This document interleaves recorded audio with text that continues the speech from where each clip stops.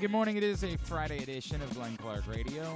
I'm Glenn. Griffin's here, and for the final Friday in 2023, Stan the Fan Charles, Chief Graham Poobah here at Press Box, back in studio with us. Good to see you, sir. Good to see you, Glenn. Good to see you, Griffin. I think, Stan, whenever I use the words like final as describing, I think Stan is like, what are you trying to say? I'm about to die? Are you trying to say this is the last one ever? I wasn't thinking that. Not at all. A lot to do today. We will get you ready for Ravens Dolphins. Leroy Hoard, of course, once played for the Baltimore Ravens, albeit only for like a few weeks. And they moved in 1996. He's now a talk show host on WQAM in Miami. He'll tell us a little bit about what to expect in Sunday's matchup. Didn't he play for the Grey Cup champions? I don't think he did. I don't think he was on that roster. No? There were a few NFL players on that roster. Obviously, the great O.J. Brigance. Josh Miller, who went on to punt for the Pittsburgh Steelers for a number of years. There's a lineman that was on that team that ended up going on and playing in the NFL, and I can't think of, off the top of my head. Was it the kid who was the father of the basketball player? Oh, Alfred Payton is who you're thinking of. Was it I don't know if Alfred Payton ever played in the NFL. Not even a cup of coffee. Maybe. I don't know off the top of my head. Apparently, Alfred Payton Jr. is no longer playing in the NBA.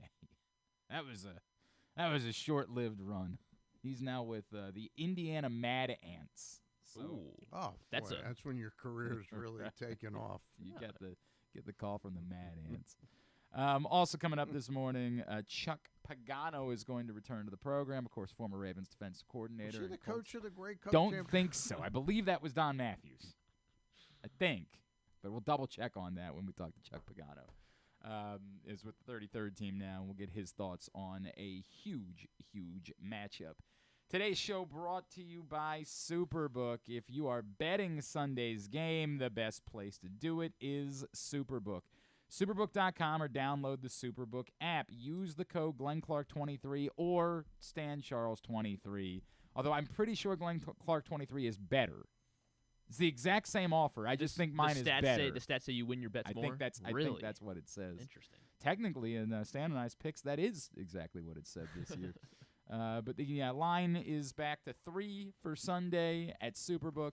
And if you use that code, you'll receive up to $250 in a same-day first bet match, win or lose. Superbook.com or download the Superbook app. All right. I want to talk about Joe Flacco in the first segment. I want to have a chat, a conversation. I want to do this, and not the silly thing that Griffin's been doing. I don't want to do. What are you talking about? By the way, the comeback player of the year odds have changed dramatically. People are starting to believe there's a world in which the voters will say, sure, Damar Hamlin died and then came back to life, but Joe Flacco didn't play football for 9 weeks and now all of a sudden is playing football at a very high level. I think it's Damar Hamlin's minus 150 now, and Joe Flacco's plus 100. Darn. I saw Flacco at like plus 350 or something earlier in the week, and I was like, he's not going to win it. Right. And then, Damar Hamlin died. Yeah. And then played football again. They're just going to win by default. Maybe. But how many games has he played? Like 3. You're right. I want to say he's gotten. That's the only thing. Joe Flacco playing at a very high level. There's been a weird amount of hubbub this week in Baltimore. And it's been turned into a topic whether or not it's okay to root for Joe Flacco right now. And it's interesting to me, Stan, because I think a lot of us would have to admit that we probably turned on a game or had it on in the background or something like that where Joe Flacco was playing, and we couldn't help but feel good for Joe Flacco. We couldn't help but get caught up in it, while obviously him arriving and what he's done for the Cleveland Browns has turned around what looked like it was going to be a season that was going to fall apart for them.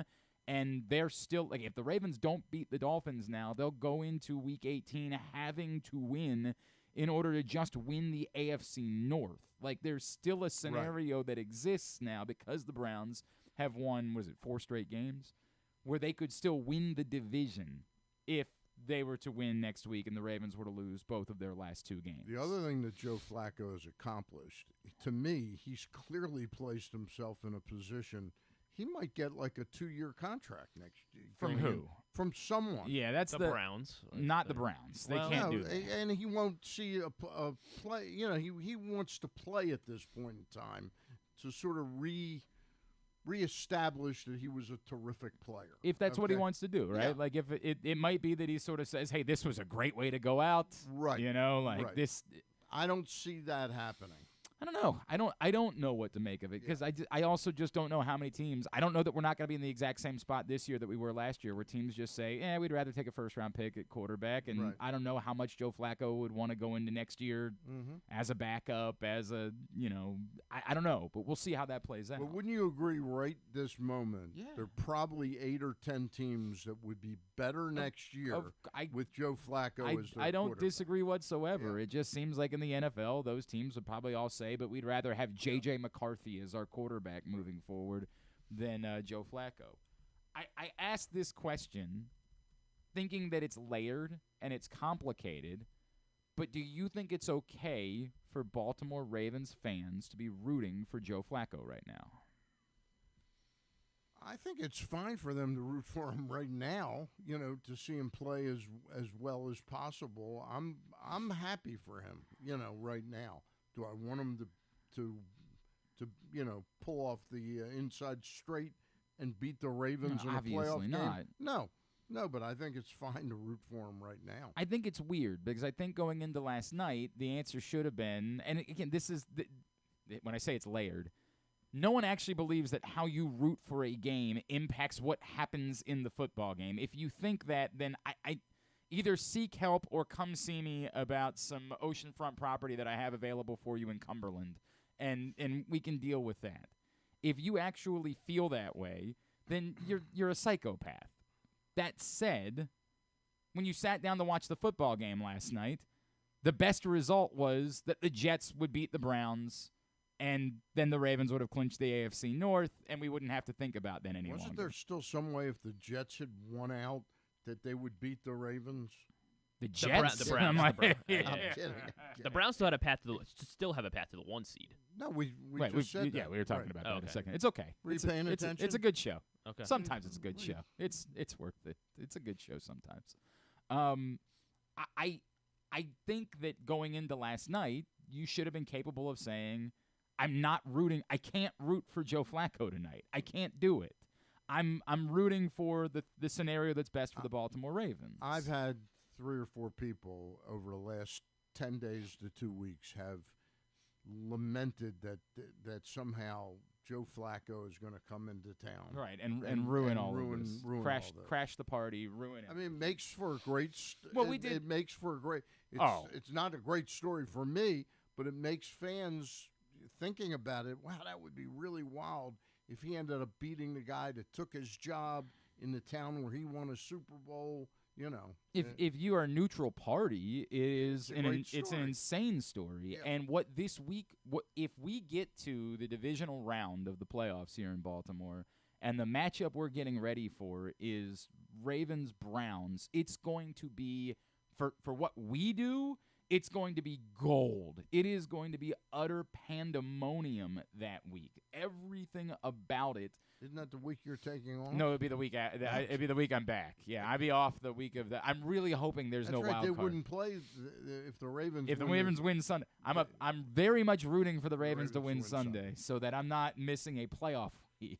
Imagine doing this for a living. You got to put up with months where it looks like Maryland basketball is going to be irrelevant, and you're trying to just desperately get to football season, and you miss the playoff week. Yeah. Imagine if that were the case, or what we do for a living. It'd be very embarrassing if that were the case.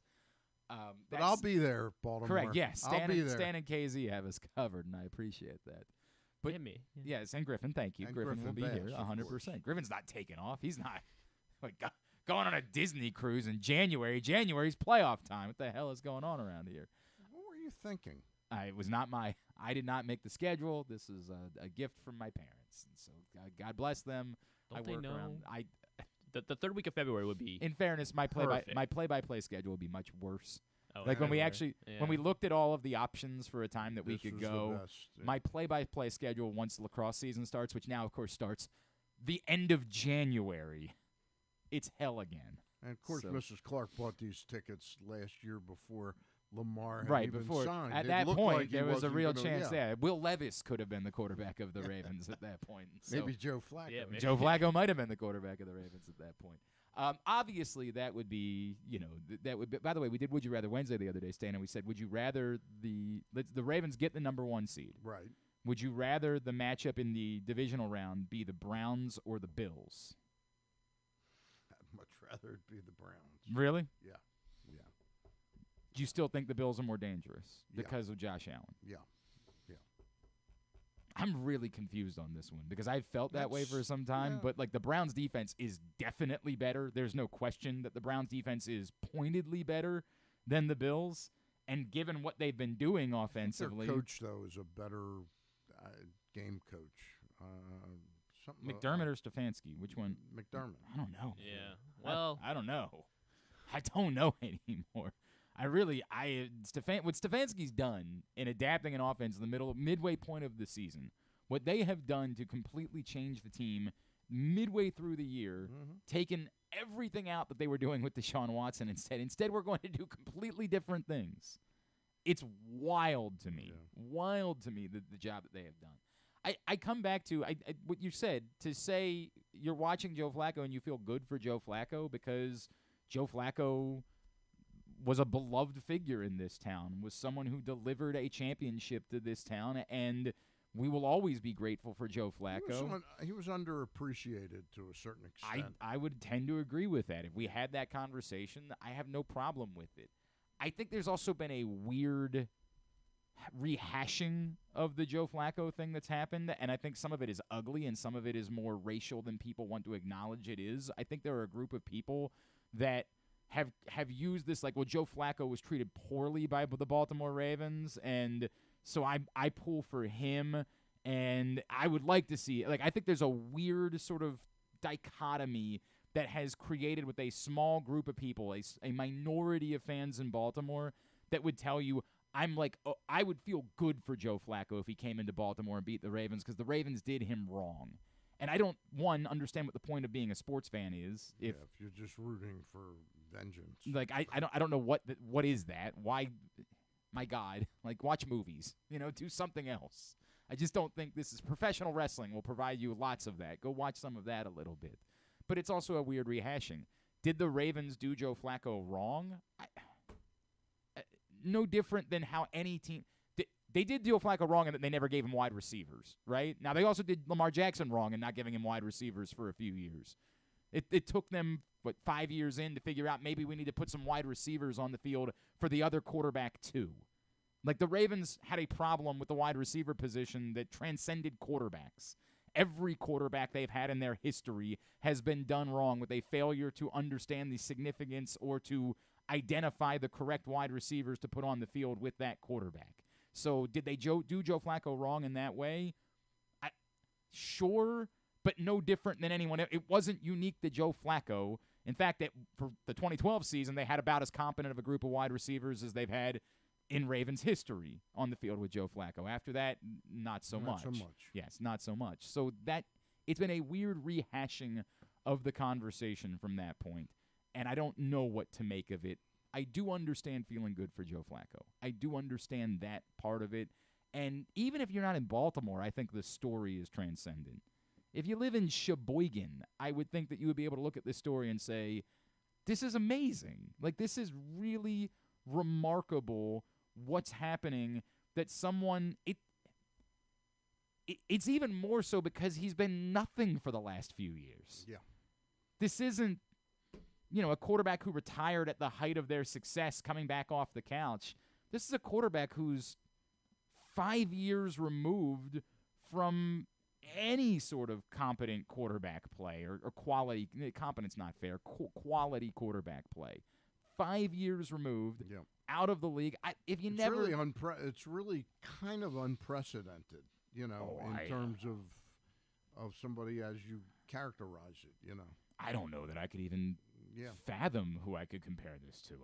I can't think of anything to say it's unprecedented. My God, I'm sure somebody would point out a quarterback that like toiled in obscurity for a little while, that was given a chance at the end. And I'm sure there has been somebody, but but Jim Plunkett maybe. I'd have to go back and look at the years on Jim Plunkett to see. I mean, he was pretty far removed. He was. You're right. Still. But that's like 45 years ago. Correct. So the point still stands. It's almost unprecedented. It's really remarkable. Yeah. As we shift towards Ravens-Dolphins on Sunday, today's show, by the way, brought to you by your local Toyota dealer and buyatoyota.com. The Toyota Tacoma comes in a range of models and trim lines, so you can choose the perfect Tacoma to reflect your unique personality and driving habits. Check out buyatoyota.com for deals on new Tacomas from your local Toyota dealer today. Stan, you were hanging out with us on Project Game Day on Monday night after the game. Yes, I was. And you almost immediately brought up this question, and it's something that I've discussed this week, and I don't think it's absurd to talk about, which is how emotionally charged the Ravens win over the 49ers appeared to be. And because of that, were you at all concerned that they would be able to get back to the place where they needed to be for the game that ultimately was more important than the 49ers the following week? And I've posed it to a few of the people that we've talked to this week, and most of them have said this Ravens team uniquely. I appreciated Sal Paolantonio's answer yesterday where he acknowledged this is maybe one of the most unique challenges an NFL team has ever experienced. That to face the highest level of competition that you can face in each conference in back-to-back games over a span of 6 days, throwing in a holiday and cross-country travel on top of it, that there is almost no comparison. And when he said that yesterday, a few people tried to, seek out. I had somebody say, well, in 2018 or 2019, the Ravens played the Rams and the 49ers in back-to-back weeks. I'm like, yeah, that's not the same. Yeah. It's just not the same. And that Rams team was okay, but they certainly weren't this. This is literally the best team that you can face in each conference, the highest caliber of opponent, in a span of 6 days with a cross-country trip thrown in there. And I think it's day short. Correct. Day short of rest. And by the way, they didn't even get back in until mid-morning on Tuesday from San Francisco. I don't think they landed until about 9:30 on Tuesday morning. They couldn't even do a practice on Wednesday because they were still kind of getting everything back together after a short week. That said, even Sal Paolantonio said, even acknowledging that, I just think this Ravens team and the leadership on this team and the number of veterans and all of that, I don't have any concern about their ability to get back up to that emotional place. As you've been removed for a few days, how are you feeling about that aspect going into Sunday? I still have some concerns about it, but what's interesting is the position. When I posed that question, what I didn't take into account is that the Dolphins had a very significant game, albeit at home, not cross-country travel. They don't have the day. They have to also reach a crescendo of playing at the highest intensity, and I'm expecting this to be a really good football game. I expect that as well. They get the benefit of, they can try to create the emotional chip on their shoulder by being the underdogs going into this, and they can try to use that to fuel themselves this week. It's not as much being a 3-point underdog, right? As Because a 6-point if the Ravens were 3-point underdogs in San Francisco, everybody would have said, "Yeah, that's 4 or 4.5 even." That's but probably about 6 right. Yeah, was really. It was alarming. It was alarming, and I think it was right. I think the Ravens were well within their right to be insulted, to use that for fuel, and to say that is disrespectful. That's not just we're on the road. That's you think we're significantly worse than this team. Right. And look at what we've done this year. This isn't we're even on a neutral field. Correct. This is saying, hey, they're that and then some. Correct. And so, yes, to your point, I don't know the Dolphins can quite use it as the same disrespect type of fuel, and I doubt there's going to be a lot of national media folks that are going to say, we think the Ravens are going to throttle the Dolphins. Right. That'll help to use that to their advantage. I probably side with and I think I said this time, I'm filing it away. I do think it'll be interesting out of the chute. One of the things that we pointed out about the 49ers game is coming out of the chute, they were flying around. Marlon Humphrey in particular set a tone. He played at the caliber he's paid. Early in that game, he was all over the place. I mean, he looked like a Tasmanian devil out of the chute on Sunday, and you could tell they were kind of emotionally in a different place. And so it'll be interesting to see out of the chute this Sunday, and I said Sunday, obviously the game was Monday. This Sunday, it'll be interesting to see in the first quarter, is that level of intensity on display the same way? Do they appear as intense, or are they still kind of getting their weight back underneath them, and they went through a lot this week, and now that will be something that I'll monitor in the first quarter. Yeah. But am I afraid of it? I don't think so. I don't think I'm afraid of it. I think that they are very aware of what the stakes are. I think they're capable. This team seems to be capable of meeting that moment.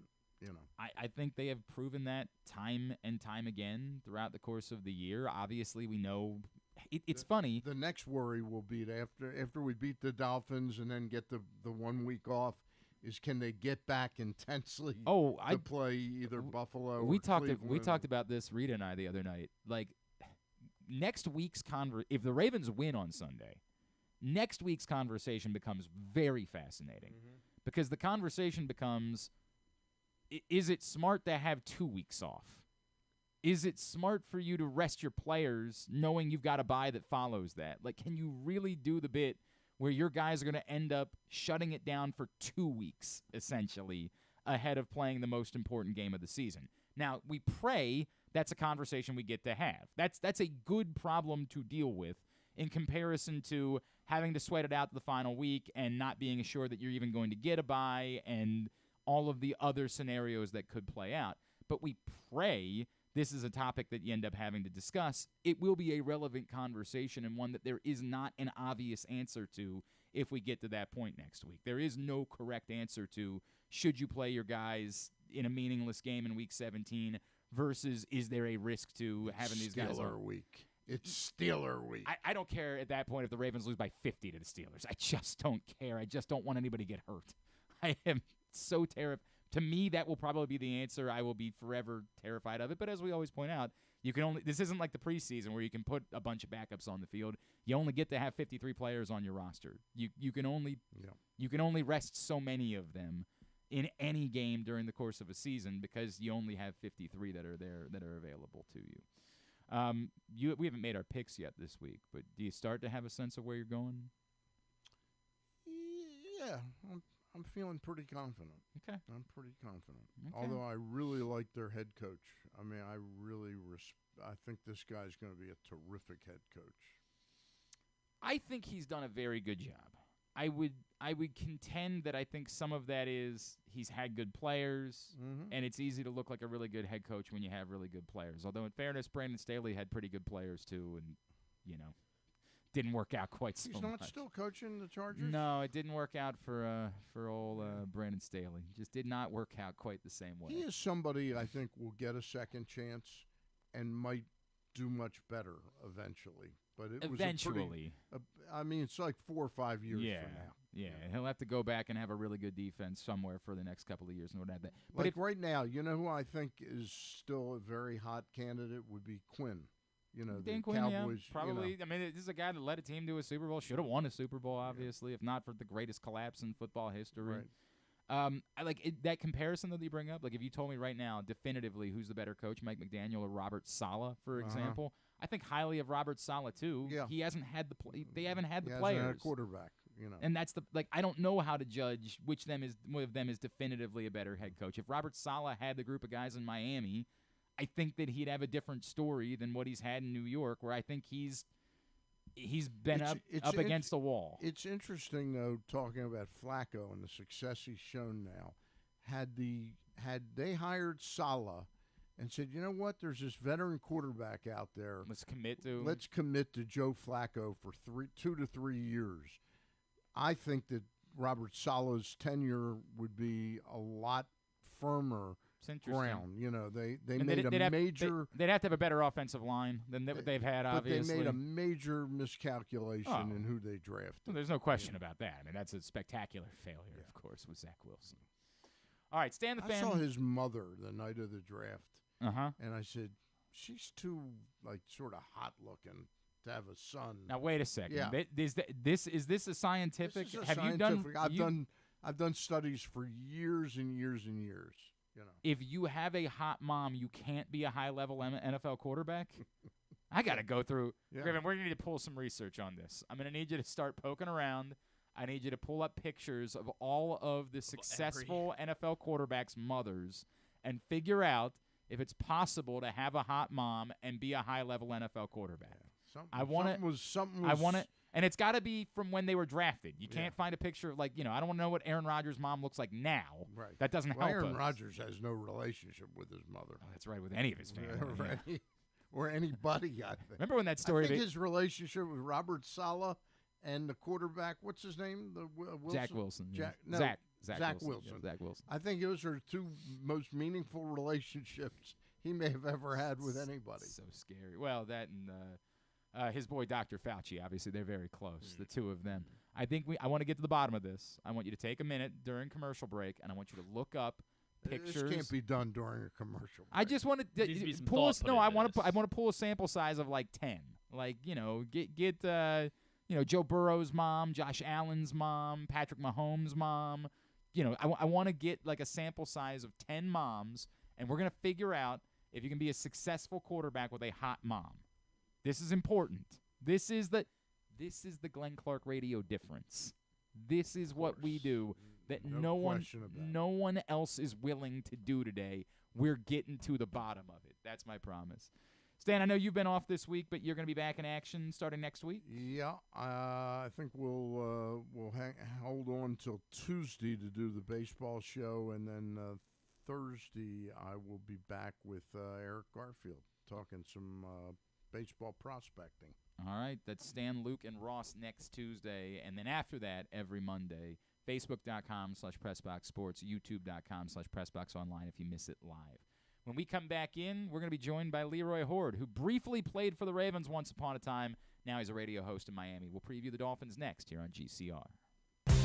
Hey Ravens fans, looking for the perfect new game day brew? Get a Guilford, Baltimore's finest craft beer during the next home game at the bank. That's not all. Gather your flock next home game and check out Guilford Hall Brewery's brand new bar, the Gilly Nest, located near Section 505. No tickets? No problem. Enjoy all Ravens games all season long at our restaurant and brewery in Station North. Guilford Hall Brewery, European tradition, Baltimore charm.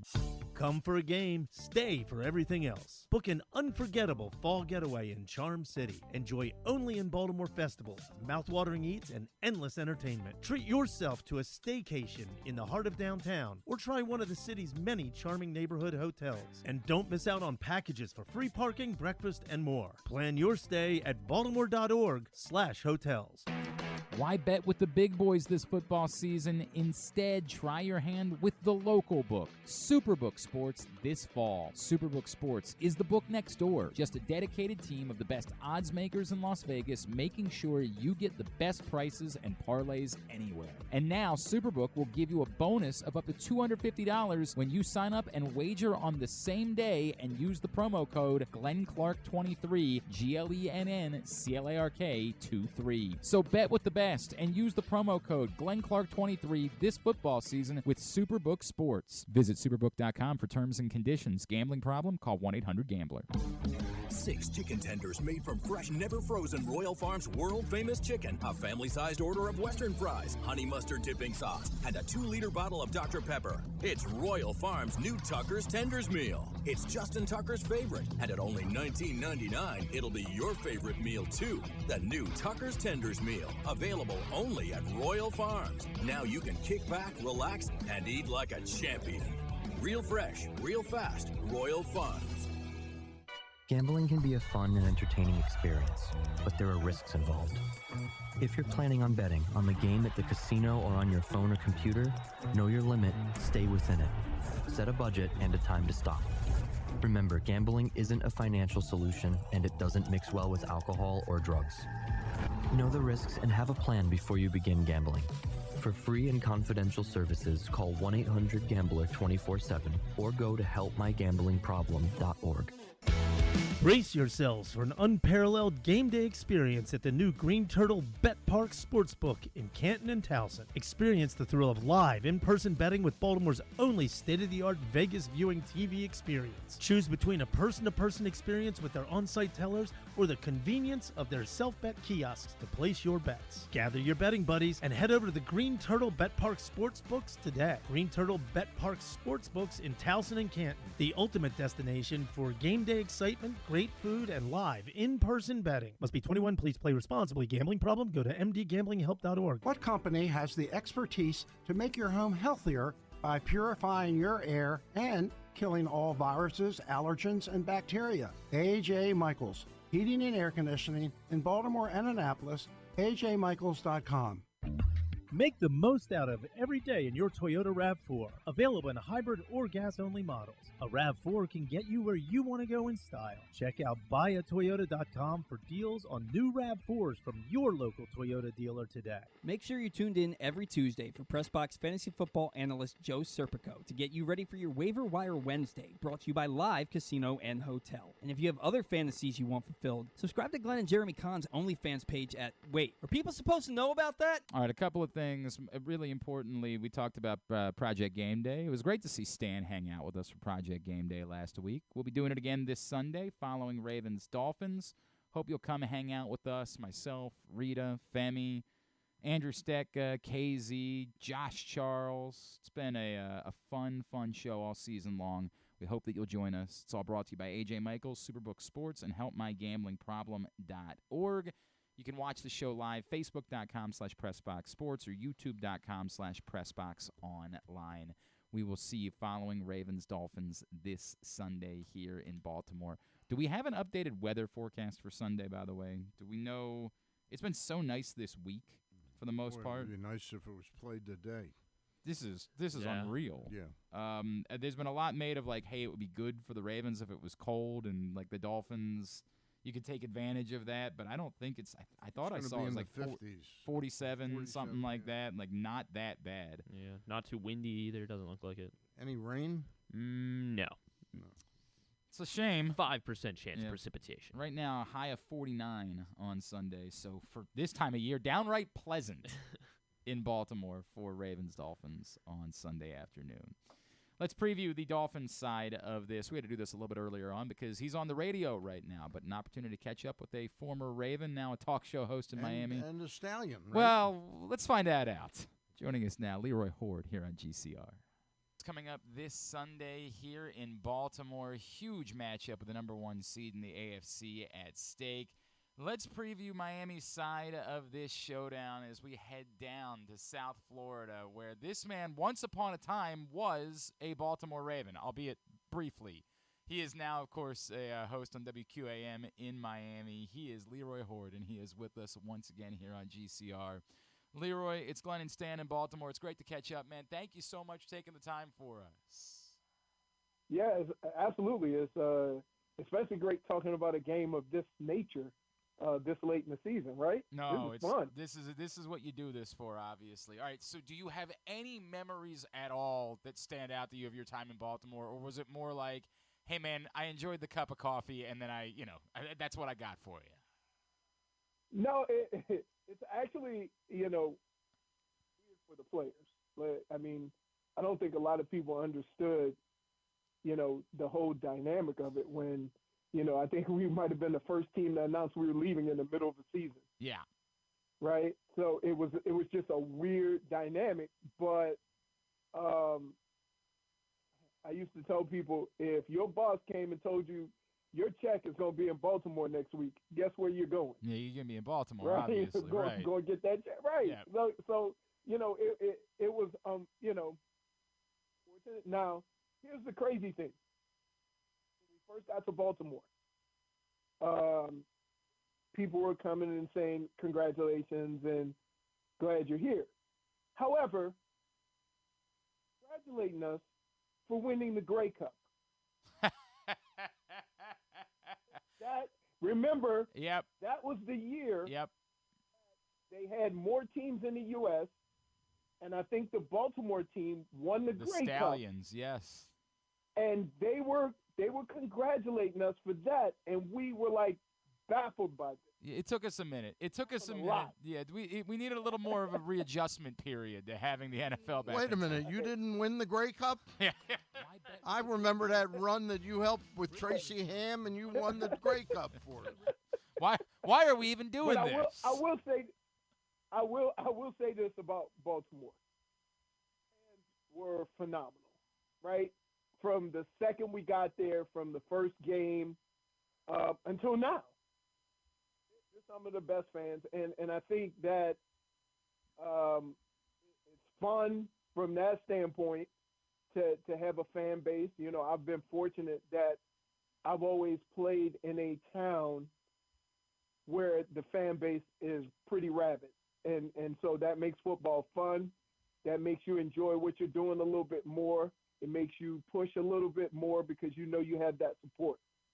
Leroy Hoard is with us here on GCR. All right, let's get into Sunday and Ravens-Dolphins, Leroy. One of the things that stands out about this Dolphins team, we know they're obviously very good, but it's been sort of weird this season where it's felt like they have kind of played to their level of competition, right? Like against lower teams, they've been outstanding. Against some of the better teams, they've not been quite as good.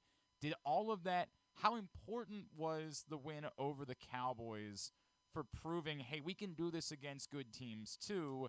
And does that matter at all? Do they still have something more they need to prove going into this week because of it? Well, the thing about Mike McDaniel, and I think everybody really needs to understand, he really doesn't care about that. He wants his team to be playing the best version of their football that they can, getting into these moments that we're talking about right now. And so, you know, it's hard as a player to always kind of push back on that because we don't make our schedule. Like before the season starts, everybody all across the country plays that's a win, that's a loss. And then some of these teams you think going to be really good suck. Point, Denver. Everybody thought Denver was going to turn around. They were going to be a contender, or the Jets. Like, you just don't know how these games play out. You don't know how the season plays out. So, yes, I get that, you know, that is what everybody's saying about the Dolphins. But, you know, they're just kind of about it as we want to get better every week. We want to play our best football going into the playoffs. And I think there's moments where you wish they could have kind of done things a little bit better, and it seems like better teams will always have a grasp of these things, but they're new to the party. Right? They're new to the party. Baltimore's been there. Baltimore knows how to handle these things. Lamar Jackson is not going to stutter. He's not going to – I understand. You know, he has some things around him too. He's only won one playoff game, right? So he's trying to get back there where he can prove himself. So there's a lot of that going around for everything. I tell people here, and I'll say in Baltimore, man, enjoy what you have. Enjoy having either one of the most dynamic players or one of the most dynamic offenses. Enjoy it, because when it ends and when the season ends, you're going to regret not enjoying that season. Leroy, tell me a little bit. Everybody knows about Waddle and Hill and Tua.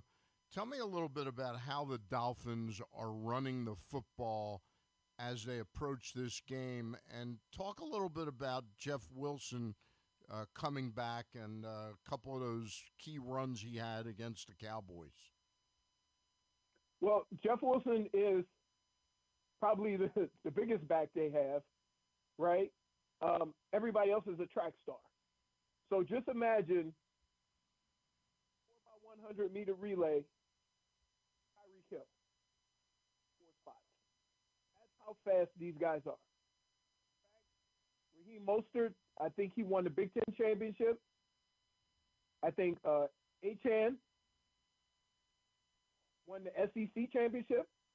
And then you have Tyreek. And two of those guys play running back. They don't even play wide receiver. So that's what you're dealing with. It is. I've never seen so much speed on a football team. That being said, it's about how they get them the ball. They're very creative with that.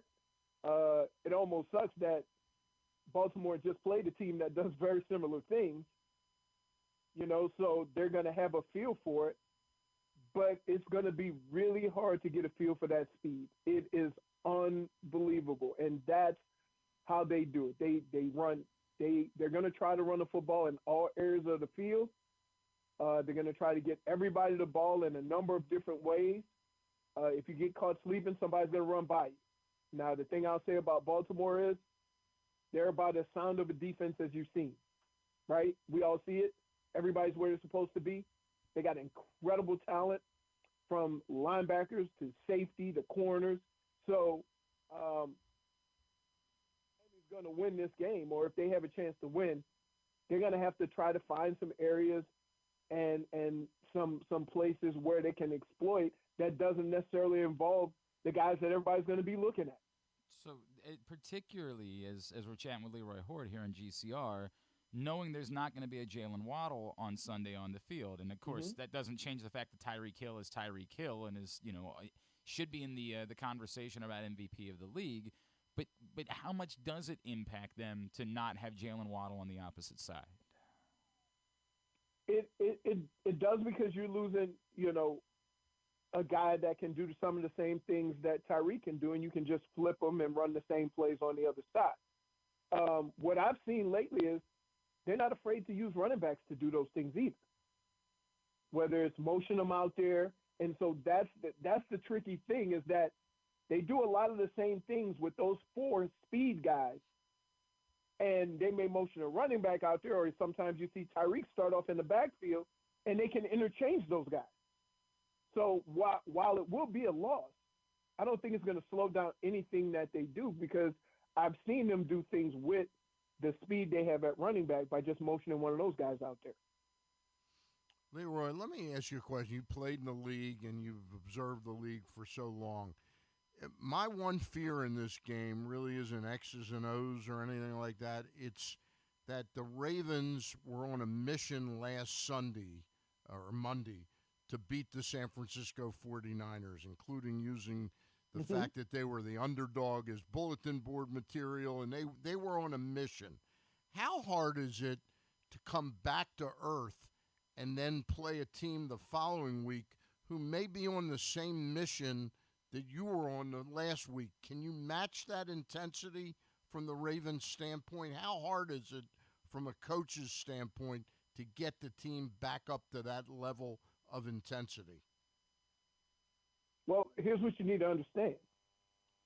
Last week's stakes were high because it was a moment to prove that you belonged in the upper echelon of teams, and everybody was praising San Francisco as being the best team in the league. Yep. Okay? This week you're actually playing for something.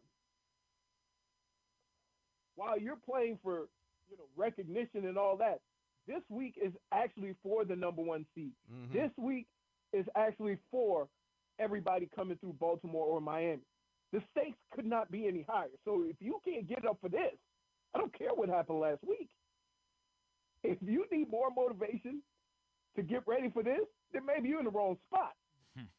and so I have no problem, and I don't think anybody is worried about the Baltimore Ravens or the Miami Dolphins being ready or showing up this week. Look, think about it. Forget San Francisco and, look, a lot of things could happen, right? Could have happened last week. But think about this. Even if Baltimore would have lost that game, it doesn't do anything for this week. Yep. So while it was good, way to go, good job, really good team, let's get back to the AFC. Let's get back to, okay, this is what we're playing for and what we've been on a quest for all year, to have that bye week. From that standpoint, nothing has changed. I said this like 5 weeks ago. I said, I don't know what everybody's looking around for.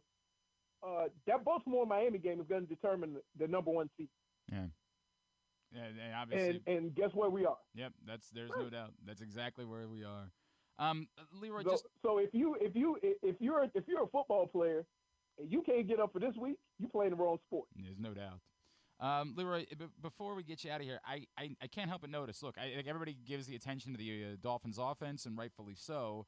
But statistically, this defense is the number 3 defense in the NFL, right? Like, it's clearly been a very good unit. That said, 3 of the losses this season came against Josh Allen, Jalen Hurts, and Patrick Mahomes. Athletic, more capable, escapable quarterbacks. Lamar Jackson is the most of that in the NFL. Does the Dolphins defense have a problem with mobile, athletic quarterbacks, and how much could that benefit the Ravens going into Sunday? Good question. It's funny that you asked that, because my immediate response is, doesn't everybody? Fair. Very fair. Yes. Very fair. Lamar Jackson is that dude, right? Like, you look at Josh Allen, look at the quarterbacks you're talking about. That's what separates them and puts them in the upper echelon of NFL players, is their ability to extend plays and make things happen with their feet. I think one of the things that the Miami Dolphins have done, and you can go back to a certain spot, right? There's no secret here. As soon as Jalen Ramsey returned, that defense looked different. I'm talking about what they do, how they did it, what defenses they were running. Soon as Jalen Ramsey got back and they were able to go with Xavier Howard and Jalen Ramsey, that became a big deal for them and what they were able to do defensively. Now, the unfortunate thing is probably one of their best guys, and Javon Holland, is still banged up. Yeah. He's a big-time star in the making at safety. He's all over the place, and that's going to hurt them to some extent. But, I mean, you hit it right on the head when you say, hey, Lamar Jackson is the best at what all those other guys do. Plays, off-schedule plays, still keeping his eyes downfield and making plays after he breaks contain. So I'm wondering, with the athletic, the Dolphins have a very athletic front 4. They're all over the place, from Bradley Chubb, Christian Wilkins, Steeler not as much, and then Van Ginkel, right? Very, very, very athletic, can get after you. So we'll see. It's going to be an interesting test, because you're right. The same type of quarterback has beaten them the last few weeks. Now, they only really got blown out by Buffalo. The other games were, the other team didn't really score a bunch of points. So I'm interested to see, if they can contain Lamar Jackson, how is this game going to look? Is it going to be a drag-out, dogfight until, somebody makes a field goal at the end of the game, and it's just going to be, both of these teams bludgeoning each other, because I could see that happening also. But that's right. Listen, that's right in Baltimore's playground, right? No doubt. Right. No doubt. We can play that way. Bullies of Baltimore back in action here these days. Yep. All right, so the most important one, why is it going to be different for Michigan this time around? Why should we expect anything other than just Michigan makes the playoff and then the real team comes in and kicks their ass on Monday?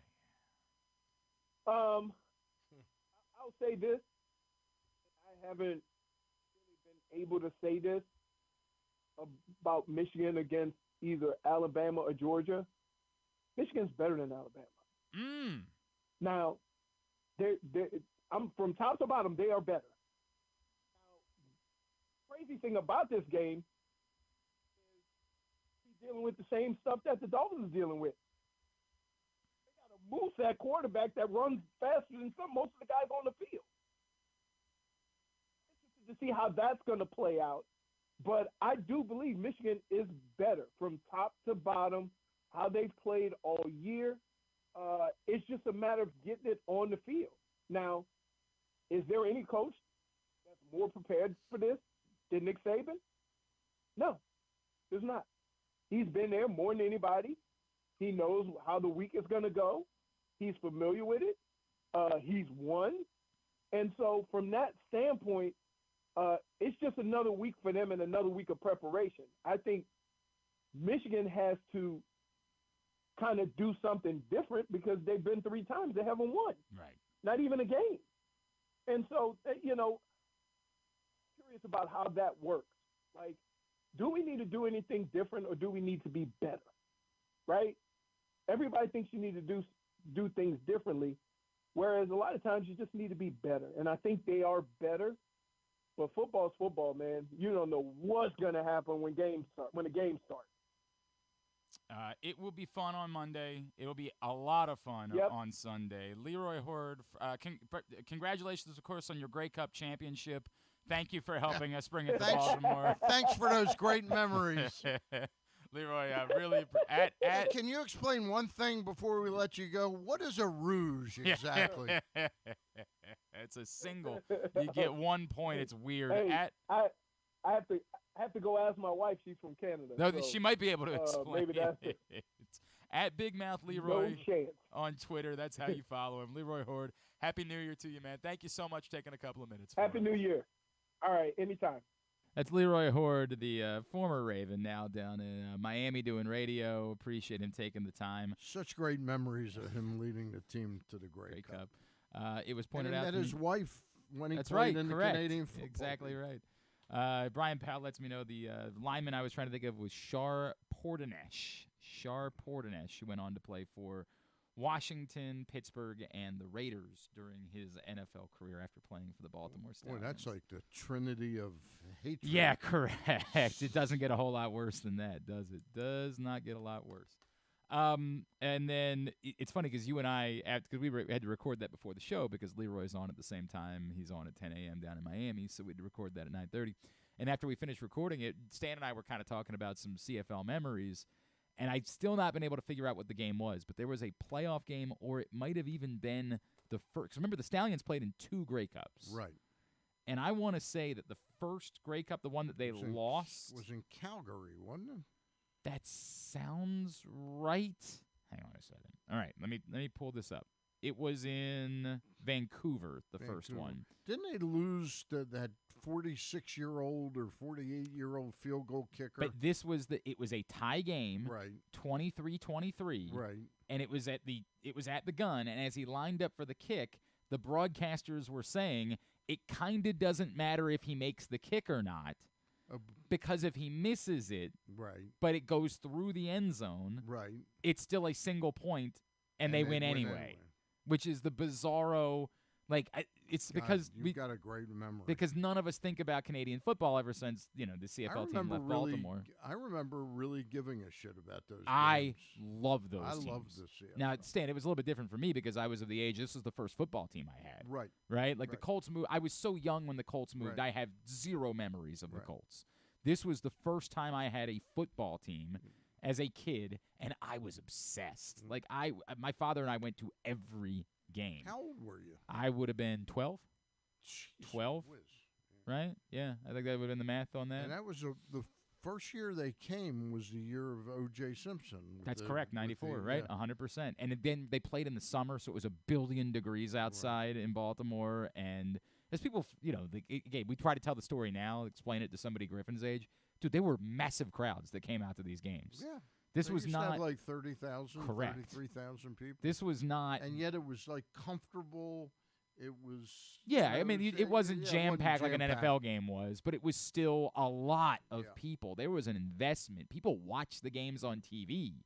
This was a thing when the Canadian Football League was in Baltimore. It was real, and it was fun as hell. It was I was digging getting into the silly rules, but I do remember the absurdity of lining up for a game-winning field goal. What was that kicker's name, though? That guy that for which one? That beat us. Oh, I don't remember that. I can pull it up though. Hang on a second. God, he was a real character. Louis Passaglia. Louis Passaglia. He was like 48 years older. So he was like George Blanda. He's 69 now. Okay. So I guess we could do the math on that, right? Close to 30 years ago. So yeah, this would have been 39. Okay. Yeah, God, it is basically. I think he might have played quarterback too. He was a wide receiver. Wide receiver. He's a wide receiver as well. He had been the number 5 overall pick in the 1976 CFL draft, so he was 20 years into his career. Kind of like the Justin Tucker of his time. Kind of like that. Kind of like that. And he didn't. I don't think he was that good a kicker. Here's how you know he's good. He didn't even have to make the kick, and he made it anyway. Right. And he didn't even require him to. That's balls. That's man. 100%. Yeah. That's balls. Great memories. I loved CFL football for 2 years, especially Leroy Hoard. He gave us some real thrills during his time with the Stallions. What a coincidence that he would play for them and then play for the Ravens afterwards, right? He and O.J. Brigance, the both of them. They're the only teammates. Correct. It's so silly. Very, very silly. All right, Griffin, Live Casino and Hotels had a great promotion running for the last few months, but it's coming to an end pretty soon. Last chance to take advantage of it. That is correct. Less than a week now to get over to the Live Casino Hotel at Maryland, at the FanDuel Sportsbook, actually, because if luck wasn't on your side at a recent bet, there's a simple answer because we can turn those losses into winning opportunities with the second chance to win promotion, and there is less than 1 week remaining. Thursday, January 4th is the last day to get in. All Live Casino and Hotel Maryland Rewards members will be able to enter their losing bet slips into the second chance to win drum, and then 2 nights a week, 20 different winners will be chosen, with prizes ranging from Live Casino and Hotel Maryland apparel, sports and social ultimate happy hour prizes and vouchers, plus cash and free play worth up to $500 only at the FanDuel Sportsbook at Live Casino and Hotel Maryland. Adderall Mills must be 21. Please play responsibly. For help, visit gambling problem. For help, visit mdgamblinghelp.org or call 1-800-GAMBLER. We got it. I don't know what's happened the last couple of days. This used to be a strength for you. Yeah. And today it was a struggle, too. You struggled to the finish line that's what I mean. It was just it's been the last couple of days, as I said. It's almost like what I said was holiday exactly week. What I said was exactly right. The last couple of days. It's been 24 hours. What's a couple? Couple of days, I think, of 48 hours. What's a couple? Couple would be 2. The last 2 days. But I'm saying it's been only 24 hours. What is it? I got a 3-day weekend about coming up. It'll be the young people that you can't be just a nice say reset. You're right. You're right. Well, you're never right. No, and I'll do better. I will do better. It's I'm okay. not going to say the first part. It's okay. No. You're right, and I'll do better. It's that simple. I promise you. I will, and I want to do better. Promise you. Taking accountability is not a weakness. Go to I know our last president made everybody Sportsbook. think it was. It's not a weakness to take accountability for your actions. It's a strength. Don't compare that. I'm saying I think you're learning things. I think it's seeping in. There's some gaslighting going on. I'll get into that before the end of the show, too. There's a big problem last night. A big, big problem, and nobody wants to talk about it. Also, Griffin's going to prepare. Yeah, that's a tease for you. Huge. We have a national crisis that we have to deal with. And Griffin's going to prepare we're going to get an answer to this question. Can you succeed as an NFL quarterback if you have a hot mom? We're going to do all that. Before we do any of it, we're talking to Chuck Pagano next. Stan the Fan Charles is here. It's a Friday edition of Glenn Clark Radio. Brace yourselves for an unparalleled game day experience at the new Green Turtle Bet Park Sportsbook in Canton and Towson. Experience the thrill of live in-person betting with Baltimore's only state-of-the-art Vegas viewing TV experience. Choose between a person-to-person experience with their on-site tellers or the convenience of their self-bet kiosks to place your bets. Gather your betting buddies and head over to the Green Turtle Bet Park Sportsbooks today. Green Turtle Bet Park Sportsbooks in Towson and Canton, the ultimate destination for game day excitement, great food, and live in-person betting. Must be 21. Please play responsibly. Gambling problem? Go to mdgamblinghelp.org. The latest edition of Pressbox is available now, and it's our very special annual Best Of issue. On the cover, we celebrate Orioles manager Brandon Hyde as our Mo Gabba Sports Person of the Year, and the Orioles as our Team of the Year, with Stan the Fan Charles and Glenn Clark sitting down with Hyde to discuss his role in creating the culture that defined the Orioles' magic season. Also inside, we recognize the top people, performances, and moments of 2023. Pressbox is available for free at over 500 area locations, including 60 Royal Farm stores, and you can always find the entire edition as well as the best daily coverage of the Ravens, Terps, and O's at PressBoxOnline.com. Visit Harford County. Gear up for the holidays by supporting local with Small Business Saturday on November 25th. Take in the dazzling sights of the season with a Ladue Christmas at Ladue Topiary Gardens. Enjoy holiday lights, sing along to holiday songs, reserve a carriage ride, and sit on Santa's lap in Bel Air's Winter Wonderland, happening every Saturday from November 25th until December 16th. Nothing sparks that holiday joy quite like a festive parade. Head to visitharford.com and click on Events to see the full list of parades and so much more. In Maryland, you're welcome. Gambling can be a fun and entertaining experience, but there are risks involved. If you're planning on betting on the game at the casino or on your phone or computer, know your limit, stay within it. Set a budget and a time to stop. Remember, gambling isn't a financial solution, and it doesn't mix well with alcohol or drugs. Know the risks and have a plan before you begin gambling. For free and confidential services, call 1-800-GAMBLER 24/7 or go to helpmygamblingproblem.org.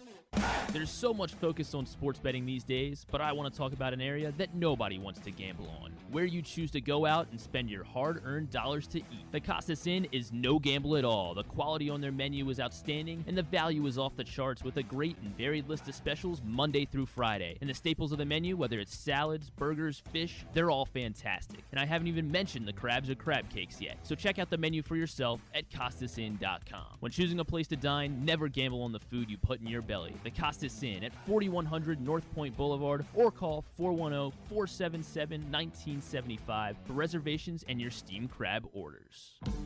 6 chicken tenders made from fresh, never frozen Royal Farms world-famous chicken, a family-sized order of Western fries, honey mustard dipping sauce, and a 2-liter bottle of Dr. Pepper. It's Royal Farms' new Tucker's Tenders Meal. It's Justin Tucker's favorite, and at only $19.99, it'll be your favorite meal, too. The new Tucker's Tenders Meal, available only at Royal Farms. Now you can kick back, relax, and eat like a champion.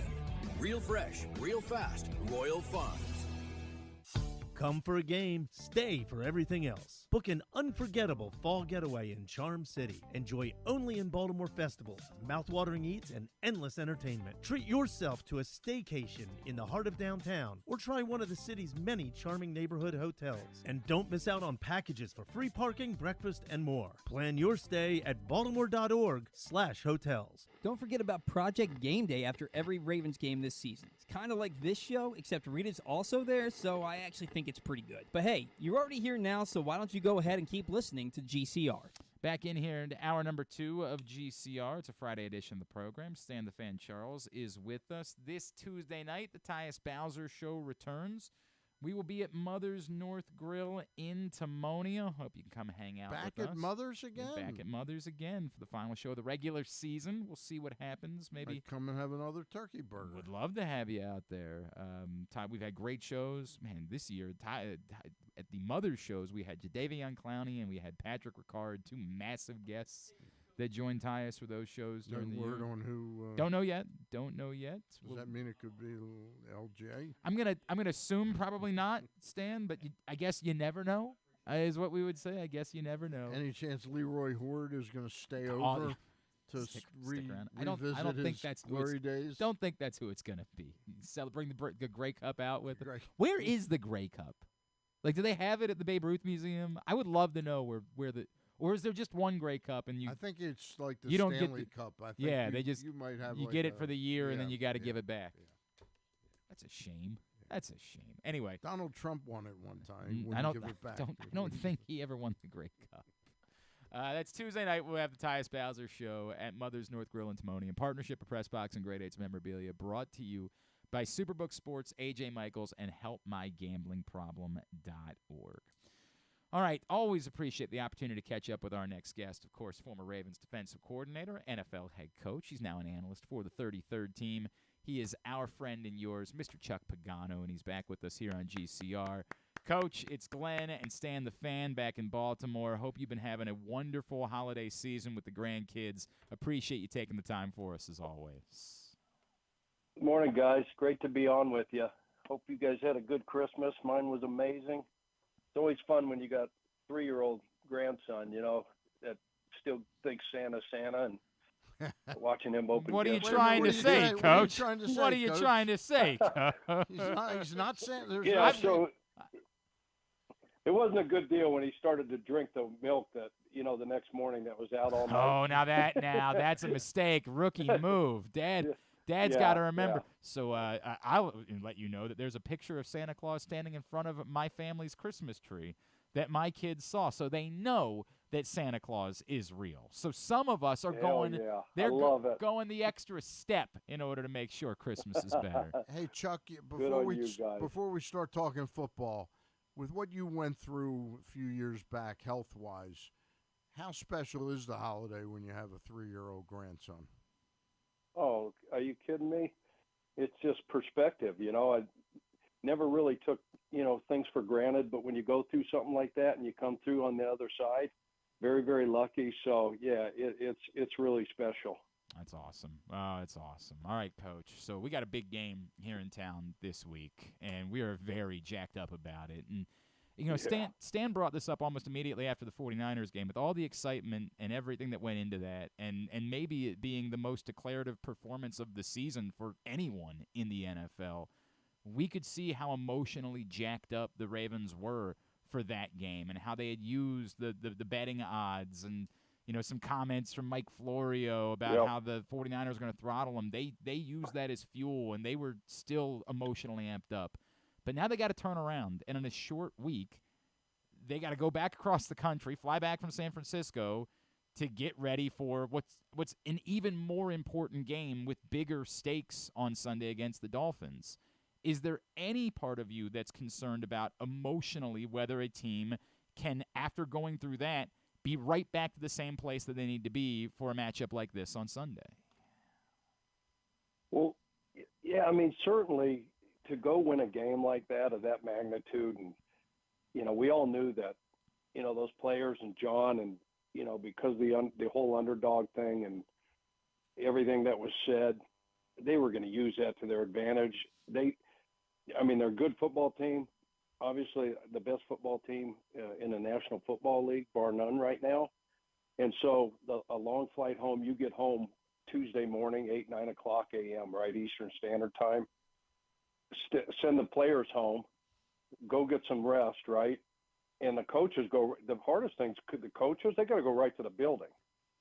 They don't get to go home. They probably graded the tape on the way home, looked at it, maybe got an hour or two, go right in the office and start game planning immediately, for the Dolphins. So there's too much championship pedigree, guys, in that building, starting, with the head coach and John Harbaugh, players on this team, the way the quarterback's playing, the way this defense is playing, I just think, and sometimes being a short week, you ain't got a whole lot of time to, sit there and, pause and exhale and catch your breath and all that. It's right on to the next deal. And the good thing for these guys, they're facing a Miami team that is very, very similar, obviously, with Mike McDaniel coming from, San Francisco. Yeah. I think run game, pass concepts, players, the skill positions, there's going to be a ton of carryover. So that works, to Baltimore's advantage, in my opinion.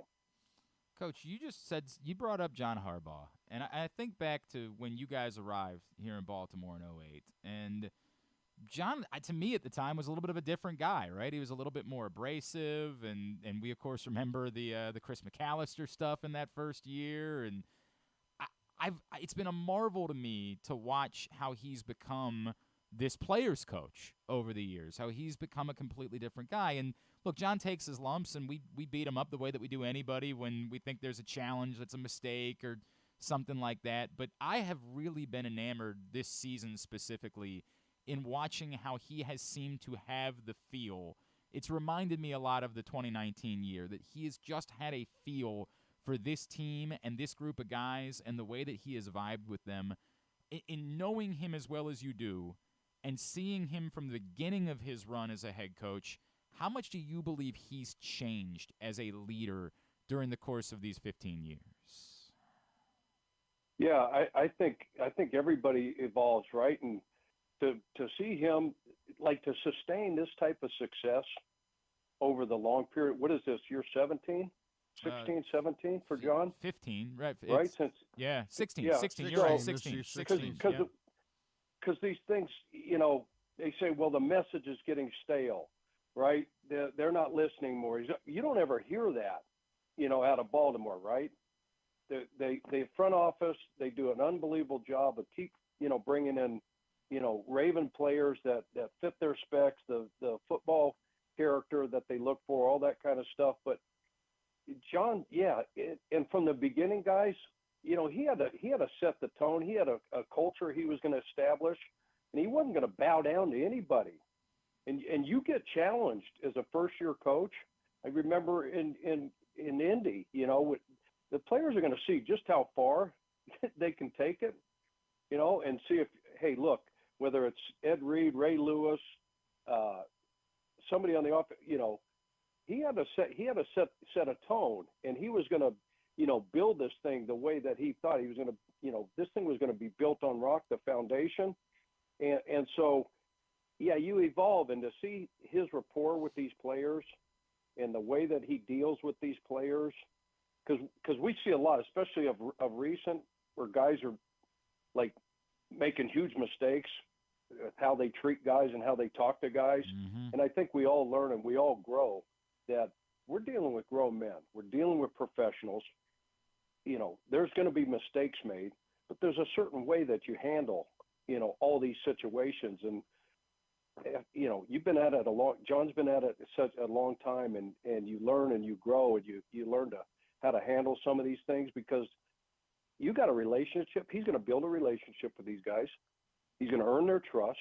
They're going to know he has their back, and you can coach them hard. You don't have to berate anybody, on national TV or on the sideline, but behind closed doors, when you have that respect, that mutual respect, and that relationship, you can close the door and bring a guy in, and you guys can have a healthy, controversial, whatever you want to call it, conversation, and then man to man, and then move on. So it's absolutely brilliant what he's done, what that staff's been able to do over such a long period of time. Coach, I wanted to ask you a question that has nothing to do with Sunday's game, but we were talking about it earlier on the program. Is what Joe Flacco has done, and I know it's only 4 weeks, it's not like a full season, but is what he's done, can you think of anybody that is it that unprecedented? I was thinking of maybe Jim Plunkett, that came back from being near dead, so to speak, as a player. Yeah, just exhume his body. Yep. Dust him off, prop him up, put him under center, put him in the gun, and let him eat. Yeah. No, I can't. I mean, it's just remarkable. And we all know he could still throw the ball, right? Yeah. And he's a professional. He's going to take care of himself, going to take care of his body, obviously. There's nothing that he has not seen. He's unflappable. And he's been sitting around for 13, 14, 15 weeks. So his body is fresh. Right. For a 35, how old is Joe? 38 or 39. 30, so 38 is the new 28, obviously, right? Right. So his body, so there ain't a lot of mileage on that arm. There's not a lot of mileage on that legs. If he had played a full season like some of those, in the pocket when that thing was collapsing, he had nowhere to go. So when he was escaping last night and the weeks before, a lot of times he wouldn't have got out of that. So there's a fresh body there, and again he's playing with house money. This team's playing with house money. There's nobody better at a blackjack table than Chuck Pagano. When I got all their chips, the house's chips in front of me, right. I got a fresh cocktail, and I have no fear. I have all the confidence in the world, and there's not a damn hand that I ain't going to win. And that's how Joe and that team's playing right now. So 1,600 yards and 13 touchdowns, and it's just crazy. It is crazy. I love it. I'm just wondering, you've been around the game long enough, and you've been in the thinking, the meetings, the brainstorming of what you're going to do for next year. Has he played at a level so far that guarantees him a real shot at signing somewhere next year as a starter? Hell yeah. I mean, if you could, he passed the physical, obviously, all that stuff. You see where he is, when the season's over. But how many teams would love right now, okay? Because you don't have a crystal ball. So maybe none of us saw this coming, obviously.